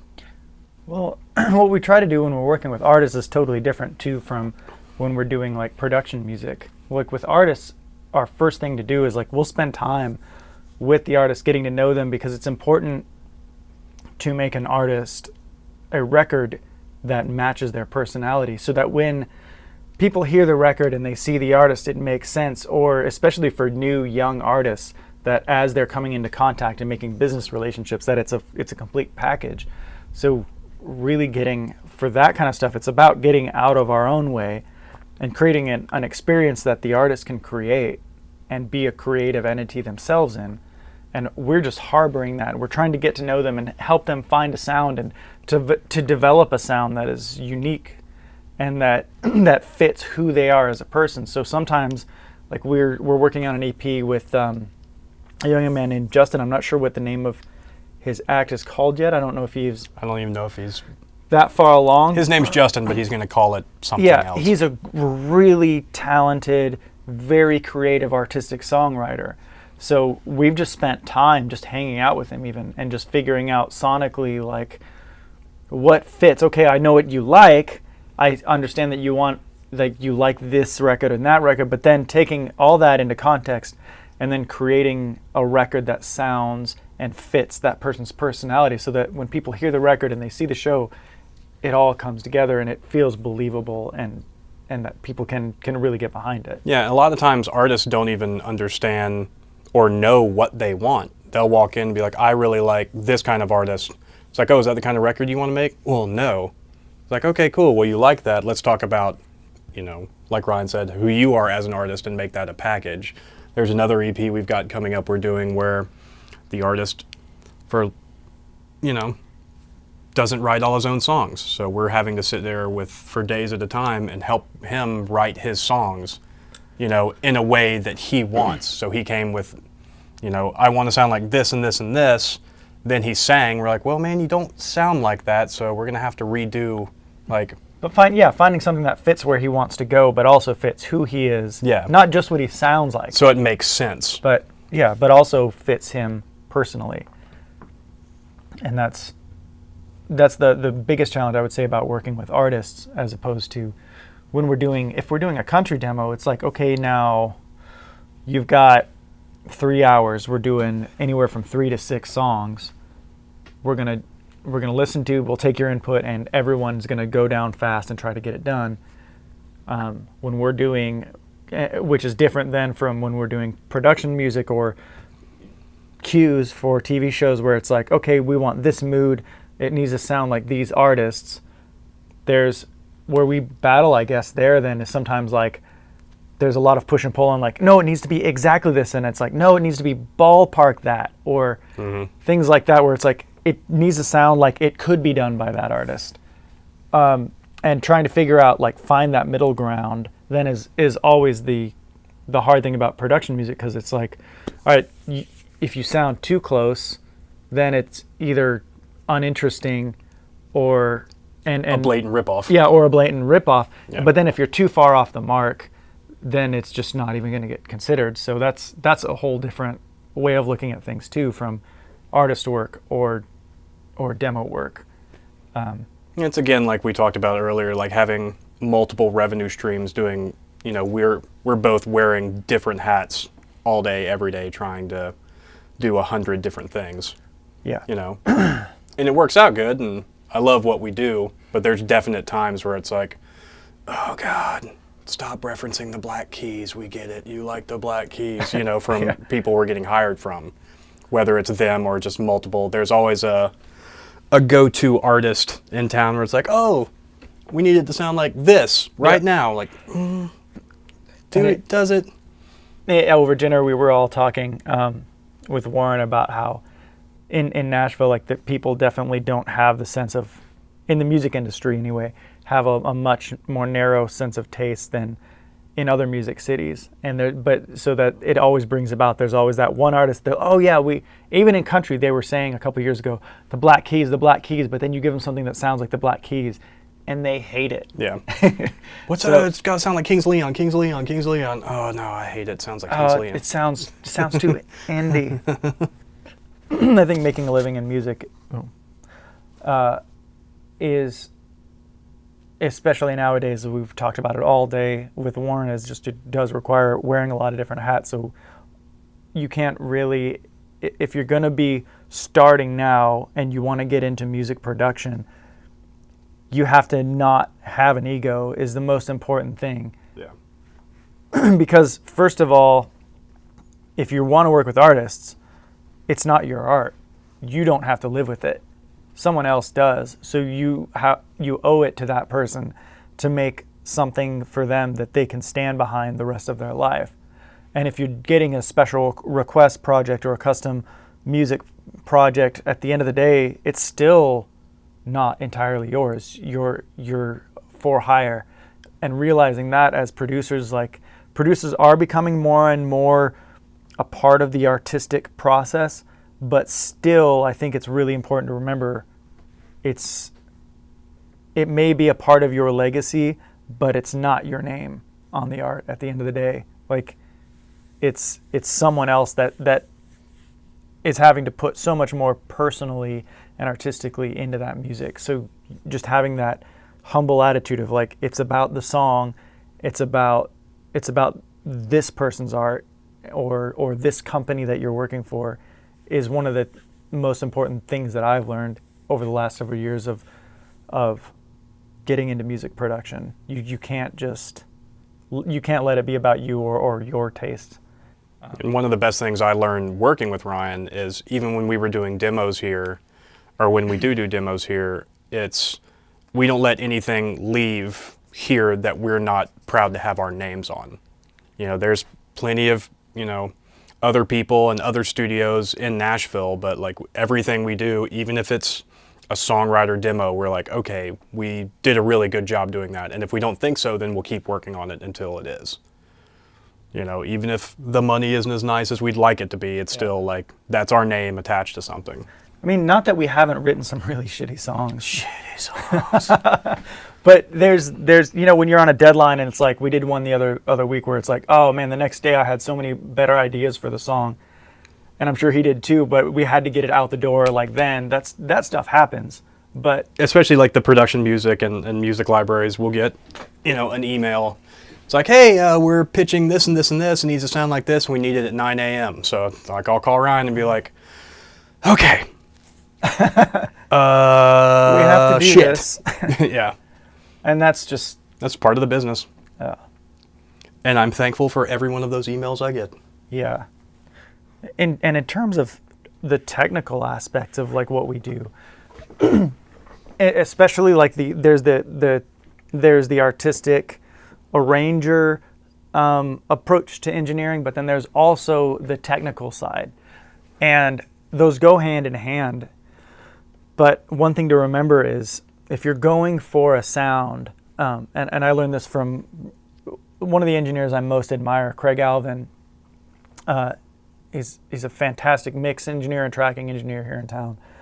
And one of the things I've learned is if you want something to sound a certain way, if you want a certain snare drum sound, record a snare drum that sounds that way. If you want your guitar sound to be a certain way, especially for beginners, like make your guitar sound that way as you record it. Don't think it's going to change later. Don't think you're going to be able to change your guitar sound to make it more like this or that. Record it how you want it. Don't be afraid to commit to it. Make it as you want it later, and then you can shave off a little here or there and make it fit a little better. But start with good. Yeah, I mean, not being afraid to commit has helped us really add more character to our recordings, add a lot more depth, and also make important decisions. Like, there's a reason we have 16 ins in this studio. We have other interfaces in that we're not even using now. We could have double that, but we choose to work with 16 ins because for the most part, when we're doing a live tracking session, we've got drums, bass, guitar, keys, maybe a second guitar going down at once, and we want to make decisions. So we will, like for me, because I handle most of that part of stuff. Like, I know that I'm going to have to mix it, and I don't want to be able to throw a bunch of there's a ideas reason, against the wall. yeah, like, talking about Day Drunk in Reno, the song we did for y'all, there's a reason there's one electric guitar on there. That's all it needed. Like, he could have stacked multiple parts. Like, we could have sat here for days and let Ryan go to town, but that's all the song needed. The same as like talking about doing, two bass DIs or a DI and an amp. Like, this song just needed the one DI and that bass sound. There's 2 keyboard passes and one little stack thing in the bridge. There's no reason just to multiply tracks just because we have the ability to. It's not helping the song any. And I tend to think it hurts the song when you're, just putting track after track after track on there just because you can. And guys our age really have started our careers in the digital world, but we're kind of the older end of that where people were still recording to analog. Even just a few years ago, it was still, thought, oh, analog just sounds better. And as I've become more experienced and I've done a couple records working completely in analog, whether it's, playing on other records or being in bands that our record was recorded all analog or whatever the case, or mixing tracks that were all analog even, the thing that makes analog sound so good isn't necessarily the technical, the scientific end of it. It's a lot of it has to do with the artistic. Well, the limitations And yeah, it puts on you. the way that you have to make decisions, because on a lot of these studios, especially now, like there's a studio called the Toy Box at here in town, which a lot of his work is really cool, but part of what makes it sound is he makes decisions. Like he limits himself. He's only got, or Welcome to 1979, they've got like 16 to 24 channels, and you've got a big project coming in. They have to make decisions. Like, we're not going to put safety mics down. We're going to make sure that each mic is placed correctly and getting the sound we want. We're going to make sure each drum is tuned correctly so that we don't have the opportunity to fall back on our close mics and put true verb on there to make it. I think a lot of production, like especially talking about drum sounds, people have gotten way too heavy on stacking samples. And like samples are a very useful thing, but just make the drums sound good and get a guy that can play them. Yeah. And then when you do stack your samples on it, it sounds a lot more like it belongs. It sounds more natural, because if you have your room picking up one snare sound and then you have your other sample on top of it, but they don't complement each other, you're creating more work for yourself, because then you're going to have to cut out all the artifacts of that other snare out of your room or your overhead mics, or even if you're miking hi-hat and a ride cymbal or whatever you're doing, you're going to get all that in there unless you're just recording each instrument of the kit separately. Which was a thing for a while. Yeah. I mean, there are some great examples. I think that first Queens of the Stone Age record, I had heard that was the case, where they had done all the drums and then the cymbals later. It sounded really cool. There's ways to get those sounds, but they recorded it how they wanted it to sound. At the end of the day, everybody does their own thing differently. This is just how we do it, and it's working out just fine for us. Yeah, I mean, there's no right. That's Craig has taught me a lot in that there's not a right way to do things. Just push it and pull it until it becomes right. And a lot of what we do is just that. Like, well, if it's not right, we're not going to just keep stacking parts. We're going to work on it until it's right, whether it's an arrangement or a sound or whatever it is. Don't expect to cut the fat later. Yeah, like this song, when we came up with the bridge, the instrumental part to this song, we originally had just the typical, it's like, all right, after that, let's just play a chorus and then we're done. And it's like, well, no, that instrumental part's really interesting. Let's try to bring that back, And the moment we did that and kind of got the work tape idea down, that's when we kind of had like a moment together when we do songs where it's like, oh, yep, that's cool now. We're both really happy with this. That's awesome. Moving on. This is our drum room.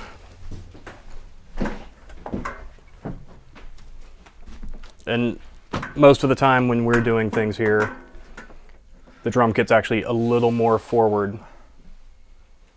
But if we do like a band situation, we'll have the bass player sitting here with the drums with his own headphone mix. But for this, since I was playing bass and Ryan and I were in the control room, it was just Rob, the drummer, in here. Mic'd up. And this is our house kit. I thought we still had the mics up, but he must have cleaned them up already. Yeah, I took it down. It would have been, I mean, I think we pretty well explained the miking technique we were talking about. But we usually stick a room like around over here. I like to get a little bit more kind of a natural kick sound from that. So I'll keep that here and I'll keep it low. And then 57. Yeah. Beta 57, then a normal 57 under it. Beta 52, 421. And the overheads are AT 4051s. And I think we just put a 57 on the hat because no, we did the blue mic. Oh no, the blue mic was in. No, I brought the blue mic in. So we used a 57 on the hats because every once in a while I find myself needing it, but with Rob, pretty I don't think we've rare, ever brought it up. Yeah, for certain things. For this, we needed kind of a more old school drum sound, so it was going to be a lot more about mixing in the overheads and mixing from that. And then we would bring The we had- CAD was over here. yeah, we had an Equitech E350, a mic that CAD made in the 90s. That's a really cool mic. I think, is it in here still? Is it still on the stand? Let's see. Or is it in the closet? right here. Yeah, this little guy, this beast. Really cool little mic. Use track vocals with it, guitars. You can close mic a drum with it and it won't overload. It's just a neat. Guitars with it is actually kind of a cool Yeah. thing. Here, I'll move the door so you can show where. Again, the kit was a little more forward when we're only So- tracking a drummer in here. No, it was right about there usually. I think that's where we had Rob last time. Or did you move it back? I moved it. Okay. Yeah, so we did that, and then tracked acoustics with. Well, let's We talk did about the far room mic, because that's what we used. Yeah. The blue. It was a blue baby bottle. Yeah, blue baby bottle. We stuck it here in the kitchen, and faced it. Out the door. Yeah, and I don't know how much of that ambience you can hear. I'm sure just when I walked in, you could hear the difference in the ambience in this room. But it being a small room, that's why I had to EQ out a lot of the mid-range and stuff. But so we'll usually set it up here and face it away from there, and it sounds, it gets the job done. I mean, when you have a small space like this where Yeah, we don't have a massive drum room like some larger studios, but I think that ever since Yeah. we started doing it, it's really been a lot more, I guess, big sounding. yeah. And then Ryan tracks acoustic in here. But this is also our vocal booth. Yeah. Did you use the Neumann? No, I ended up using the AT, the overheads. I just grabbed one of those, and Oh yeah, that's right. so stuck that pointed it at the 12th fret, and kind of went for it. And I did that with my Holiday, which if we come around here, I can show you that guitar if you want to see it. But Just while we're here, this is also yeah. our electric guitar room. It's how Yeah. we have cabinets isolated downstairs. Yeah. An electric player can sit here with his headphone mix and his talk back, and yeah, play typically electric guitar. Typically when we do stuff and I'm playing, though, we're usually in the control room together so we Yeah. can talk. But it's This nice is to- set up this way if we're tracking a band Yeah. or another artist. So we'll After you. thank you, Jackson. You. This was the acoustic guitar I was talking about. This Holiday. It was made. Harmony made a series called the Sovereign series. That was a really cool acoustic guitar. That it was kind of their mid-level, high-end-ish sort of guitar that they were making in the '60s. Jimmy Page used to play one. Pete Townsend played one. Both early on in their careers. Stairway to Heaven, I believe, is recorded on Sovereign. And they rebranded it under the names Holiday. I think they made a Silvertone version. They're all the same guitar, but it's a really great find. You can still buy them for about $500 or less, and they sound beautiful. It's kind of a recurring theme. If it Yeah. sounds good, get it. So I'm here with You're Not My Dad, which is the name of their company, at the Job Site Studios. Or studio. I suppose it is studios because you have multiple rooms. Mm-hmm. You're renting out a room over there, Yeah, one little overdub spot Yep. back there. which I actually was sitting in earlier, doing some emails and stuff. Nice little room. You've got the main control room. This is your keys room, which you told me used to be a drum room, yeah? Yeah, I think when this house was turned into a studio, they originally wanted this to be the drum room, so they vaulted the ceiling. Right, And from what I've heard, what legend tells is it just didn't sound good. right. So So you use the other room. we ended up using the much smaller room that actually does sound really good. Yeah. Yeah, it's like I have a really small drum room, and I've got used to not pretending to have room mics because I can't, because my thing is similar to yours, but the bigger room, actually it's exactly the same. The bigger room is the control room, the small room is the live room, and I've just got used to the fact that if I want it to be bigger, I just create the ambience. Yeah. You've got the advantage of being able to open a door and, as you said, Mike, the kitchen and stuff, but I don't have that. When I open the door to my studio, you walk into my garden. Oh, okay. So, Nice. and Mike the Garden. good Mike the Garden, but it would just go boom, da, boom, boom, da. It won't pick up all the ambience. So what was the name of the song you guys did? Day Drunk in Reno. Oh yeah, you told me about it. Day Drunk in Reno. And that was because... What was the story behind that again? We were doing a one track or a couple tracks for kind of an alt country singer named Sarah Jean Kelly, and we hired Justin, the steel player who was here earlier, and Ryan was trying to explain to him how to play the song. And he's like, man, just play it like you're day drunk in Reno. And then that stuck. Ryan thought of put it into a chorus, and we made a whole song out of it. I like the fact that you went for Reno rather than Vegas. Oh yeah, Reno's sadder. it's so much sadder. It's so much. You have to be day drunk to survive a day in Reno. I knew the moment he said that you were going to say that too. Reno's sadder. Yeah, I remember. I remember missing. I was on tour, and somehow or another we missed a flight. But our gear went on the flight. You ever have one of those? Oh yeah. Or you get on the flight and the gear doesn't get on the flight, and you arrive and then the gear's like landing in Dallas and you're in wherever. Tokyo, yeah. So I've had that, but I remember we didn't get on the flight, but our gear did. And so they were like, well, we can get you on the next flight, but it goes through Reno, and it was on Air Reno. I don't think there's such a thing anymore. But I just remember it vividly because it was like 97, and so we flew and every flight went through Reno. It was kind of a way to kind of, hey, look, Reno exists too, and look, it's got slot machines and you can gamble. So we land, and you literally have an hour just in the airport, and there's just slot machines in the airport. And I remember just going up and just being like, okay, I'm in Reno in the airport, and sort of gambling. But yes, it definitely had that sort of like, we are trying to capture people and bring them to Reno feel. Yeah, I think like the Vegas thing too is like you go there and there's like shows and it's bright and it's shiny and hookers, and Reno's just sad. Yeah. That's the only way I have to describe it. Sorry. Might have to edit a little bit. It's bright and it's shiny, and then Reno. And then Reno is just sad.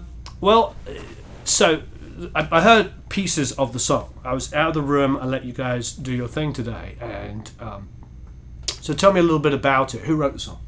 We do.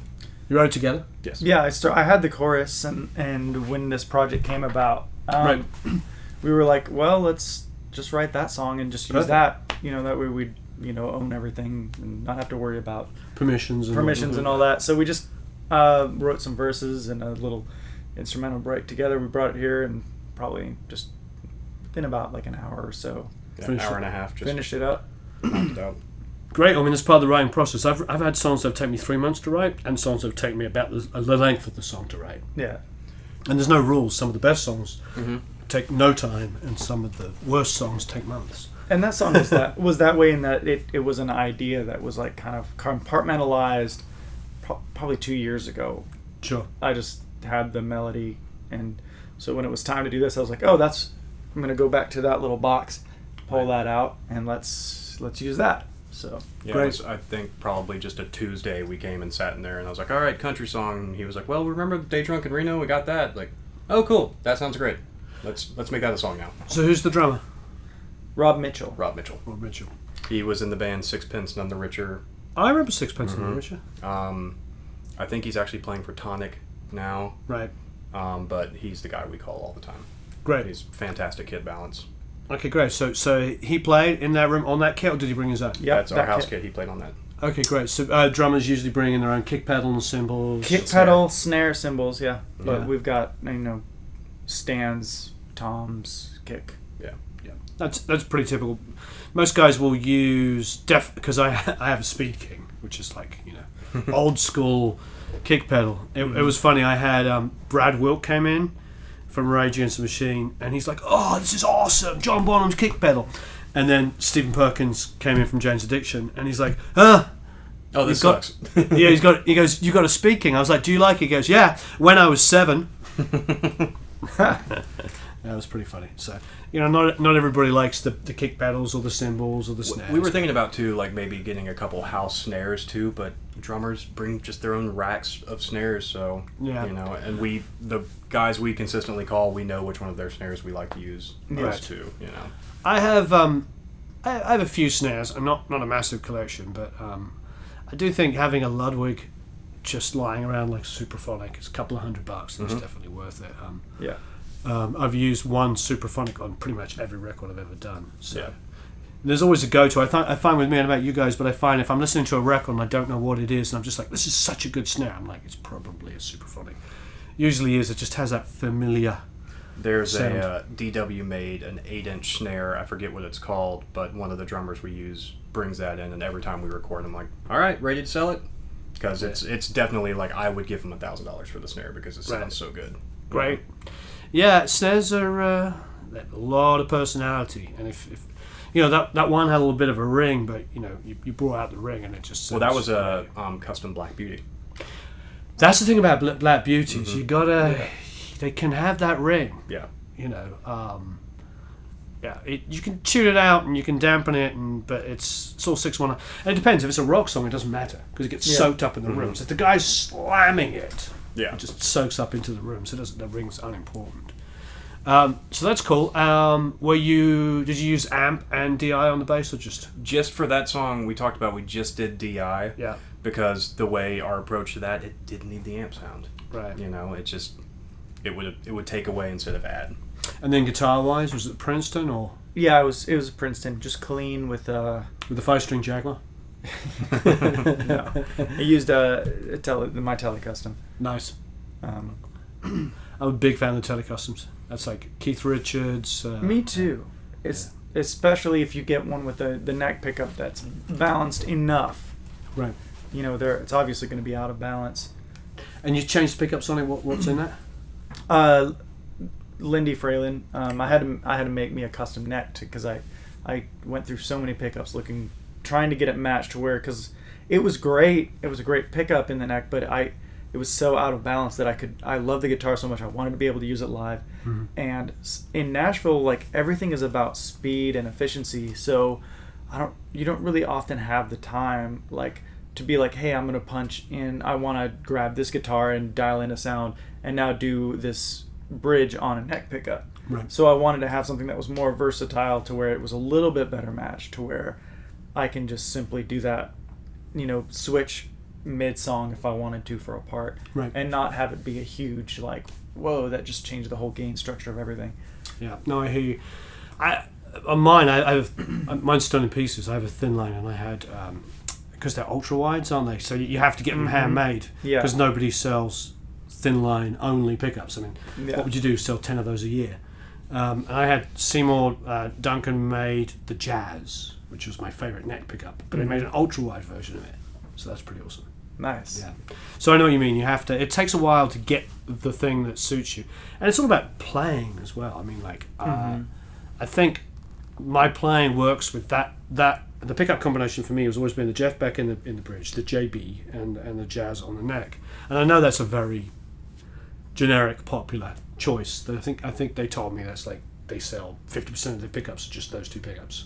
Like, because I think from the 80s on that became like a very good pair. But I have played other pickups by them, and I don't sound good on them. I think It's like I we think it's said all earlier, about if it sounds touch. good, sounds yeah, good. but I think it's just touch, isn't it? Like, Yeah. was it Van Halen said that every guitar he plays sounds like him? Yeah. The Brown sound has got nothing to do with the pickups. There's an old Chet Atkins saying, someone was like, man, that guitar sounds great. He goes, how's it sound now? Yeah, yeah, I've heard that one. Yeah, yeah. Well, Chet Atkins, God, we could go on a tangent about Chet Atkins for hours. When he died, the LA Times, when they ran his obituary, they put a Chet Atkins quote up, which was I framed and had in my studio for years. Somebody asked him, it was right near the end of his life, and didn't he have like how many number one singles that he produced, co-wrote, or played on? It's insane. How many number one singles they either produced or wrote or played on or something. It was tens, like 40, 50 country number ones. I mean, more than anybody else, because he's got every different, because he played every part with everybody, arranging and producing and writing and playing on. And they asked him, what do you attribute your success to? And he goes, I've never been satisfied with a single thing I've ever recorded. That sounds pretty standard. Yeah, but I love that. Like, it's just, I'm at like 90 or whatever he was, just like I've never been happy, so I just keep trying to get better. Yeah. That's pretty awesome. Yeah. That's all, as far as production goes too. I don't think there's always something where you're like, oh, I could change that. I could have done that better. It's like, oh, wait, don't send it out yet. Oh, okay. There it goes. I totally understand. I remember an old friend of mine, unfortunately died a couple of years ago, Brian Karlstrom, engineered and mixed what's it called, Dirt by Alice in Chains, which was one of those massive rock records. And he said that between like finishing the mix and the album coming out, I don't know, in those days it might have been 3 to 6 months, he didn't sleep. Yeah. He just was like, Obsessing. over it. I've ruined it. I made a crap record. Oh no, I'm never going to work again. And of course the album comes out and it's like massive. But can you imagine, like, you're doing something so great as that and you just think, I suck. Yeah. I fucked up this amazing record. Yeah, I mean, when I went with Aerosmith, I honestly did think I screwed it up. But I may have done. Ask the Aerosmith fans. Oh, really? So just getting off the song a moment. So you're doing a lot of everything. You're doing writing, you're producing, you're doing the jingle stuff, you're doing... do you do library music? You do production A music? lot of library music. Yeah. Yeah. And so, like, it's... There's so much work out there if you're adaptable. You know? And then, of course, you can work remotely.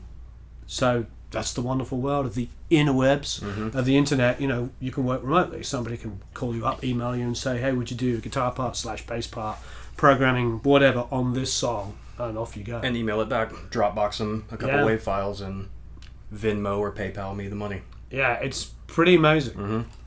It's a whole new world. But I think that it's really exciting. Yeah. It's really exciting because there used to be so many barriers of entry. Yeah. You know, you couldn't get...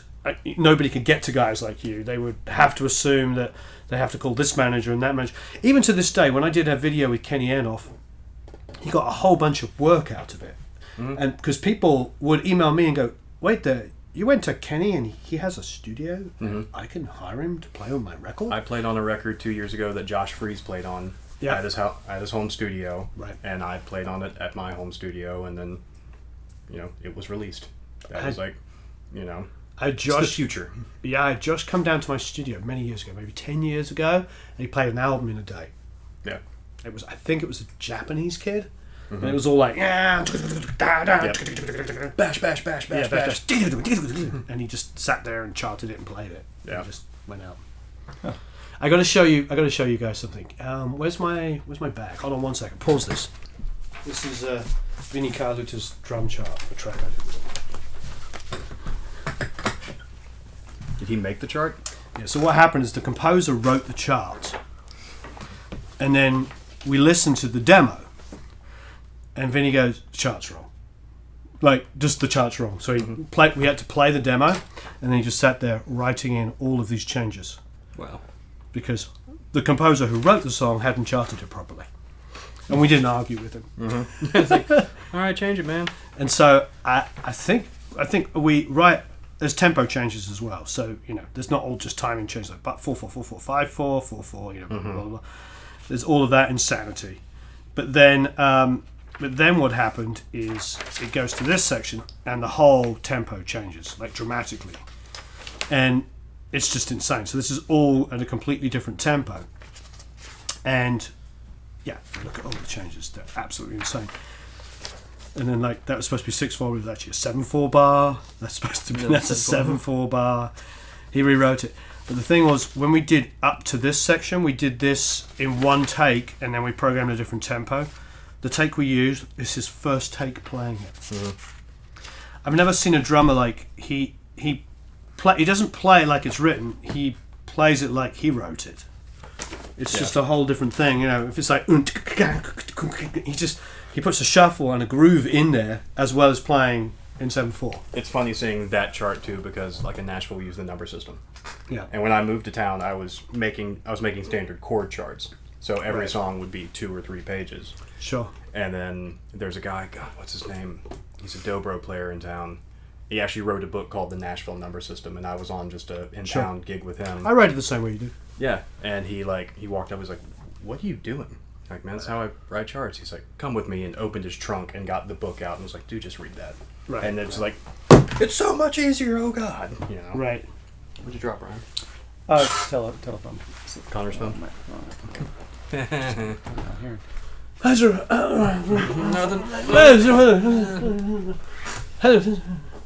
Nothing to see here. Let me see that. Move on. No, I write the charts the same way. I think that's pretty standard in LA as well. Because remember, that's a drum chart. Yeah. So, but yeah, no, we do all the same thing. I've noticed that the traditional national way was to write them as pairs, wasn't it? Like 41, 32. If it's a split bar. Yeah, underline. Yeah, you underline the bars, so half the bar is a 4, half the bar is a 1. Yeah.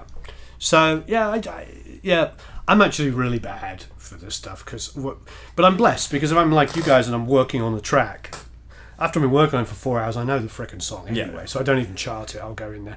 And plus, I as I've got older and I've been doing this a long time, I like to challenge myself and develop my ear and be like, I should know what that is, you know. Yeah. But that I do think. Did you get a chance to show the chart on camera? I held it up when we were retracking the bass. Right. We should do a JPEG of that. Or just take a picture on your phone. Yeah. It's good because the other thing about having these files for everybody that's going to be watching this and everything is you can do whatever you want. Mm-hmm. You can put a new acoustic guitar on it. You can Yeah. turn this into a frickin' EDM dance mega mix. Sidechain what they've done through something else. Sidechain, the whole song. I mean, for real. Yeah. I mean, that's the whole point. Is like they'll watch you guys talking about and describing the production stuff, and they can do the same thing, or they can do things with it. And I think that's what's really exciting about it. You know, and I'm excited to start seeing people posting mixes. Mm-hmm. You know, there'll be mixes of your songs that go up on SoundCloud, and also we're encouraging people to become us. Yeah. There's, you know, if a guy's in Germany and he can do something that sounds absolutely fantastic and post a mix, and it's going to help him get work because it's only going to help him, and vice versa. Mm-hmm.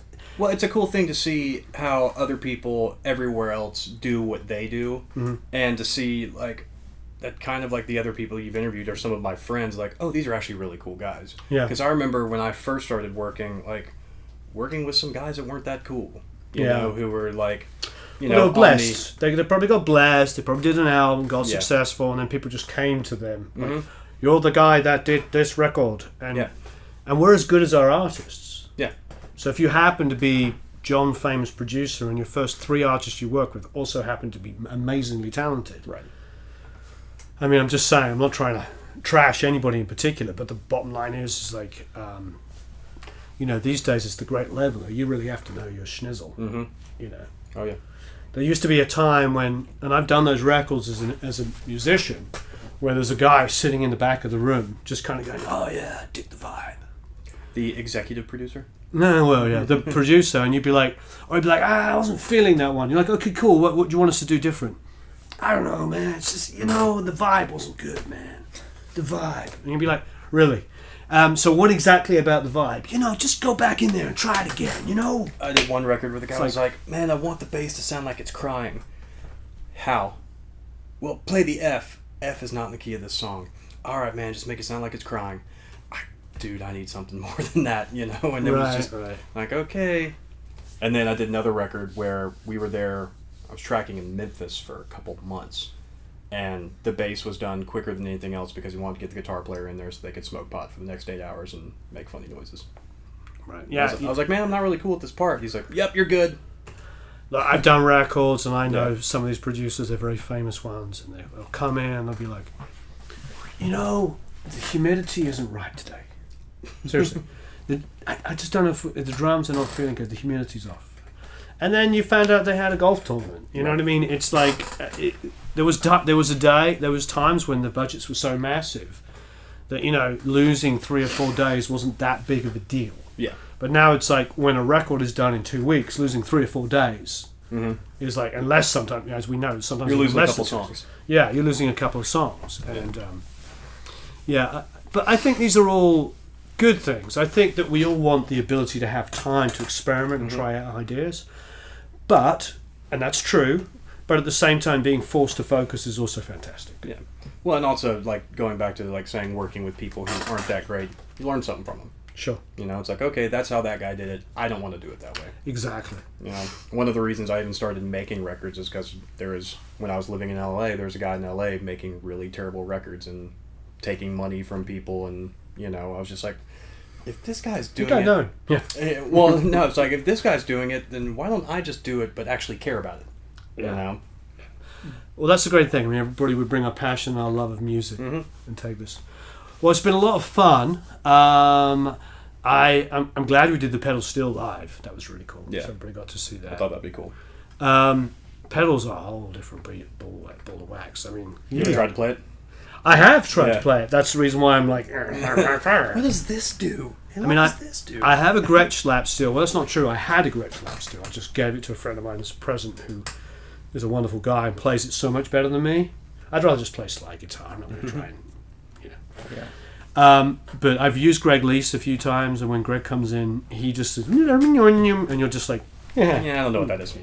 I look at it and I think if Greg Lease can play like that, I mean, I'm 10 years away from being 1/10 as good as him. And that's 10 years of hard practice. Oh, gorgeous. Yeah. I also worked with Bucky Baxter, who was when I first worked with Bucky. Does he still live out here?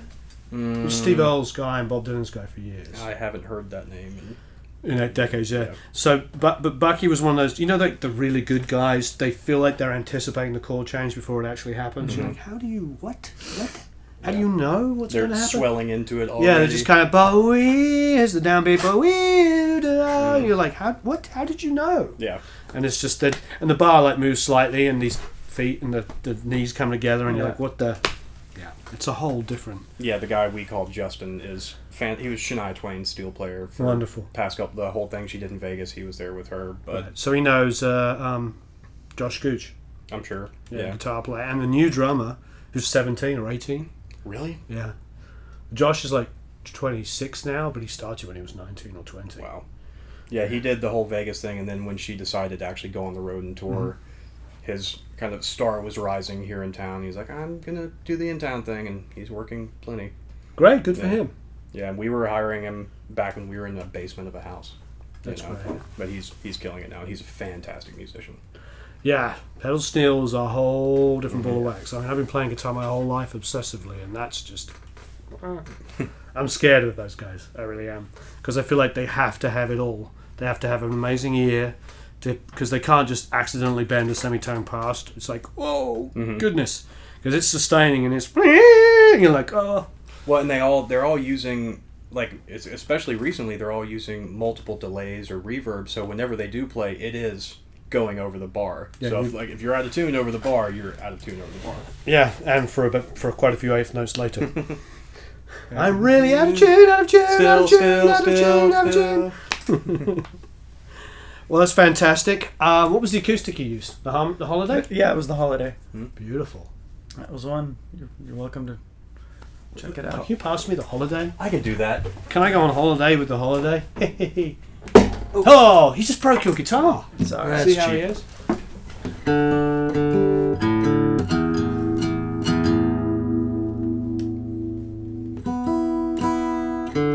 It's nice.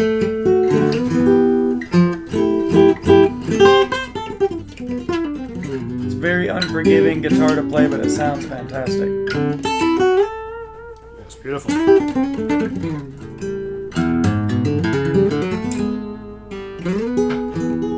What did you have done recently that made it the new best tracking acoustic guitar? Had the tuners and the nut changed? Yeah, just tuners and that change. I'm gonna put bigger frets on it to make it a little easier to play. Give it a little more sustain.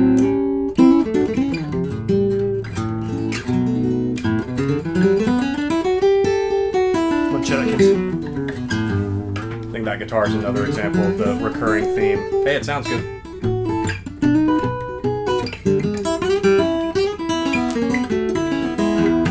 I love Chet Atkins. He's the man. Yeah, this is beautiful. I don't know anything about it. What can you tell me about this guitar?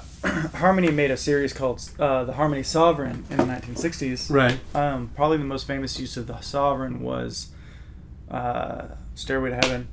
That's The six string, it's on a Harmony Sovereign. This is just a rebranded Harmony Sovereign. Do you mean the Spirit? Yeah, that one. So,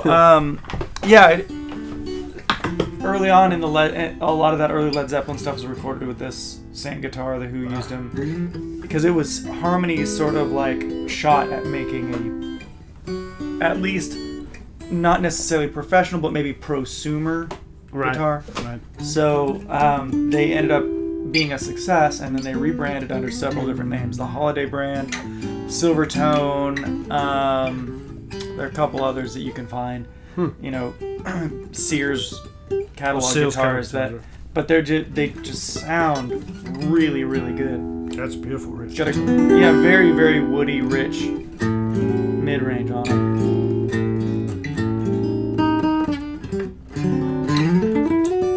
It's almost got like a folk classic width neck. It's like a Gibson folk classic. So it's just a little bit wider.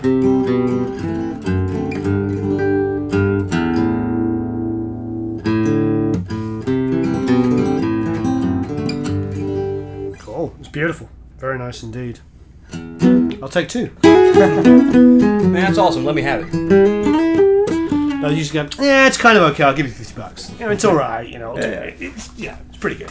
Yeah, I bought that one for $300, and they've since caught on. Now that they're going $600 to $1,200. I've seen them even. Yeah, I Like we're just talking about said- the Ashley compressors, like Yeah. for $50, Yeah. but now they're just Yeah, and they'll go up even more after this. Yeah, the Ashleys are. I don't know what it is. I don't know what they've got. A VCA, transformer. I don't even know if they've got a transformer in them. I have no idea. I never took one apart. All I know is that my friend of mine, that who was our studio manager, worked at the BBC, and they threw away some gear, and he brought it home one day and put it in the rack, and we're like, yeah, it sounds great. You don't know. I bought a Harmony 12 string from the early 70s that I bought for $70 on eBay. And the reason why I went so cheap is because it showed a photograph of the neck and the action, and the neck was like, bloop, bloop, bloop, bloop, bloop. And it was just like, the guy was honest enough to say it's totally unplayable. So I get it, and the action's like this, there, right where it joined the body. The neck is completely bent, and I just gave it to Norik Renson, who's this guy in LA who's just a freaking genius. And about 2 months later, what do they say? You can have 2 of the 3: quick, cheap, and good. yeah. He's not quick, but he's super cheap and really good. I got it back, actually, probably nearly like 3 months later, and now it has a super light action, plays evenly everywhere. But it's like that. It's kind of a slab body. It's not fancy. It's almost like flat back Did you and put the front. neck in a heat press? Yeah, Okay. I For was like, probably tell on me and how off he for did it. weeks. Yeah, I was about to say. Yeah, and everybody who's played the guitar wants it Yeah. because 12 strings are so notoriously horrible to play. Yeah. And then you get one with a super cool action that also happens to be like a cool 70s. It's a real beater guitar. There's nothing classy about it. But another thing that's good, I think, with some of the cheaper guitars is that they don't have that unwanted boominess. Yeah. Like, I'm not a big Martin recording guitar fan, unless it's the small bodies. But the big body Martins, as much as I love playing them, as soon as I put a mic in front of them, I'm like moving the mic, I'm starting to apply some EQ, it's super boomy. I get one sweet spot, and then the guitar player does this, and it's like, no! So I end up, they're always great distance mic'd. If you've got a relatively dead room, you can put the mic back here, and it's good. But if you want pop acoustic, there's so many better acoustic guitars, But that's beautiful. And that's a Yamaha classical there. I think that's an Alvarez, actually. Oh, it's an Alvarez. Yeah, we actually just had this reset up. A buddy of mine just gave this to me, and so we had our friend Devo set it up. And I mean, it's not amazing, but we have a nylon string we could use if we need it. Yeah, that's most of the time. In England, well, in America, you call the high string, we call them Nashville tunings, the high string. And my ones are like a crappy 90s Epiphone, with like those horrible kind of, when you flip it over, the machine heads are just kind of like a plate that's kind of like terrible. And I got it, I think it had 4 working machine heads on it, and 2 of them missing. It had been thrown out, so I just bought 2 cheap machine heads, put them on it, and now strung it high strung. And to be honest, it's better that it's crap, because there's zero boominess whatsoever. It just sounds great. Sounds really, really cool. And yeah, you're right. With the classical guitar, you're probably just going to use it for like a little doom doom doom doom doom doom doom doom doom doom, like a little arpeggio part, or a thring.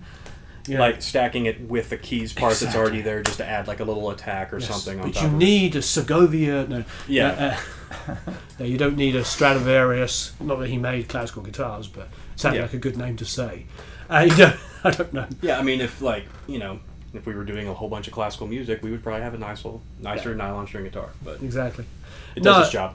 Yes, and the gear does not maketh the recording. And you've got the LL16, which I have as well, which is It's a great guitar. It's a really good guitar. Yeah. Plays great. The strings, I mean, once you put some slightly more dull strings or like now that those have aged, it's sounds a lot better. It like almost like a Taylor can be too bright. I'm not a big Taylor recording fan, to be honest. I don't like them. They sound. I've only recorded one that was like, oh, that's a great Aloysius. Yeah, that was a huge good body sounding. I couldn't believe that custom. was a Taylor. Yeah. I think they're almost. They just sound too good. They sound too professional. They sound too lovely and sparkly. You know. I think They sound like Z Gallery feels. Yeah, they definitely. Yeah, they just have that. Now alienated them from any business we could possibly get. Moving on. Well, it's interesting because they probably blend with multiple guitars. If you wanted a big earlobe guitar sound, they might be nice to mix in with something that's a little bit more. Has Like the more Harmony. character. Yeah. Something that has more character. They do two, Yeah. maybe 4 of those, and then a pair of the Taylors would probably add some sparkle. Yeah, You know, it's Well, what's cool about the Yamaha, because it is a little more sheen than the Harmony, if you're using the acoustic in a, just a rhythmic aspect where it's tucked and is pretty much doing the job of a shaker, it does that really well. Yeah. Well, fantastic. So who played bass? Hannah Boom, fishing. Was there percussion on the track? There was. We talked about it a little bit. The drummer. Normally, when we have a drummer in, we're like, "All right, man, grab one of the tambourines, figure out which one sounds good, and track it." And we just completely forgot. You know what? Let me tell you something that I learned. Let me tell you something, Sonny, that I learned. Teach me your ways. Teach you ways. Well, I'll tell you what Dave Sardi taught me. I did a couple of records with Dave, and he said this to me, and every drummer who's watching this will hate me, but I believe it's the truth. He said that drummers make the worst percussionists. The thing is like, well, the thing is you don't want it to be exactly on your snare. Yeah. It's kind of cool if it's later and it kind of has a ush rather than a ush. It doesn't sound so tight with itself. And his point is like all the classic Motown stuff that we grew up listening to and the Beach Boys and stuff was just people all over a room. So the drummer, Hal Blaine, who's arguably the greatest living drummer and definitely the most successful drummer of all time, would be sitting there playing, and he said quite often it was the background singers were either playing the tambourine or when they weren't singing they were playing the tambourine. Or they had a dedicated auxiliary percussion. All player. they had was when I learned what tambourine truly was, I moved to town and did a record for this group, Charles Walker, who's an old soul singer in the Dynamites, and they had a dedicated auxiliary percussion player, played congas and tambourine. Great. And I was sitting there, and we all in one room to tape, and he's in the middle of the chorus, and it's feeling great, and he's like, "Oh man," I'm like, "Dude, what's the matter?" He's like, "It's not the right tambourine." I was like, "Man, it feels great, sounds great." And he grabbed another one, started playing it, and I was like, "Oh, you were right, that wasn't the right tambourine." It was just like, that made me go, "Oh wow, that's really adds a whole lot." Yeah, You know? the guys that know. Yeah, there was a day, where everybody wanted Ray Cooper on their records. It's just like that, just that percussionist. But yeah, Sardi was right. He's like, I think he was maybe exaggerating by saying drummers make the worst percussionists. But his point is like you don't want it to be exact. You want it to be a little lazier and behind and give it some groove and make it feel like it's just adding some swing to the song. We end up doing a lot of it ourselves, like especially if we forget to ask. This particular track, we used the Dustin Burnett samples, All right, the cool. organic samples that actually sound really great. his that sound product is something that's in a pinch has been really good.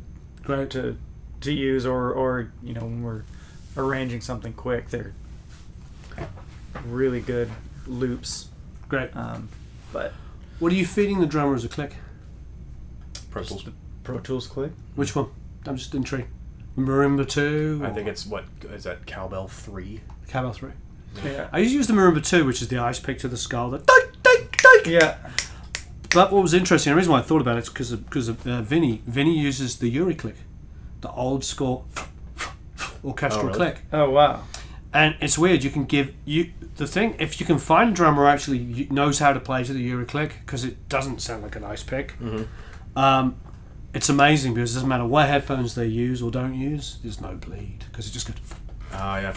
Where the marimba's like doink, doink, doink. You're fine if you're using like proper isolation headphones, which most drummers use. But I was surprised because I hadn't heard a guy asking for a Uri click in absolutely decades, probably 20 years, because that's the orchestral click. And if you see it printed, it kind of has a bit of a tack, and then it's kind of this. It kind of goes.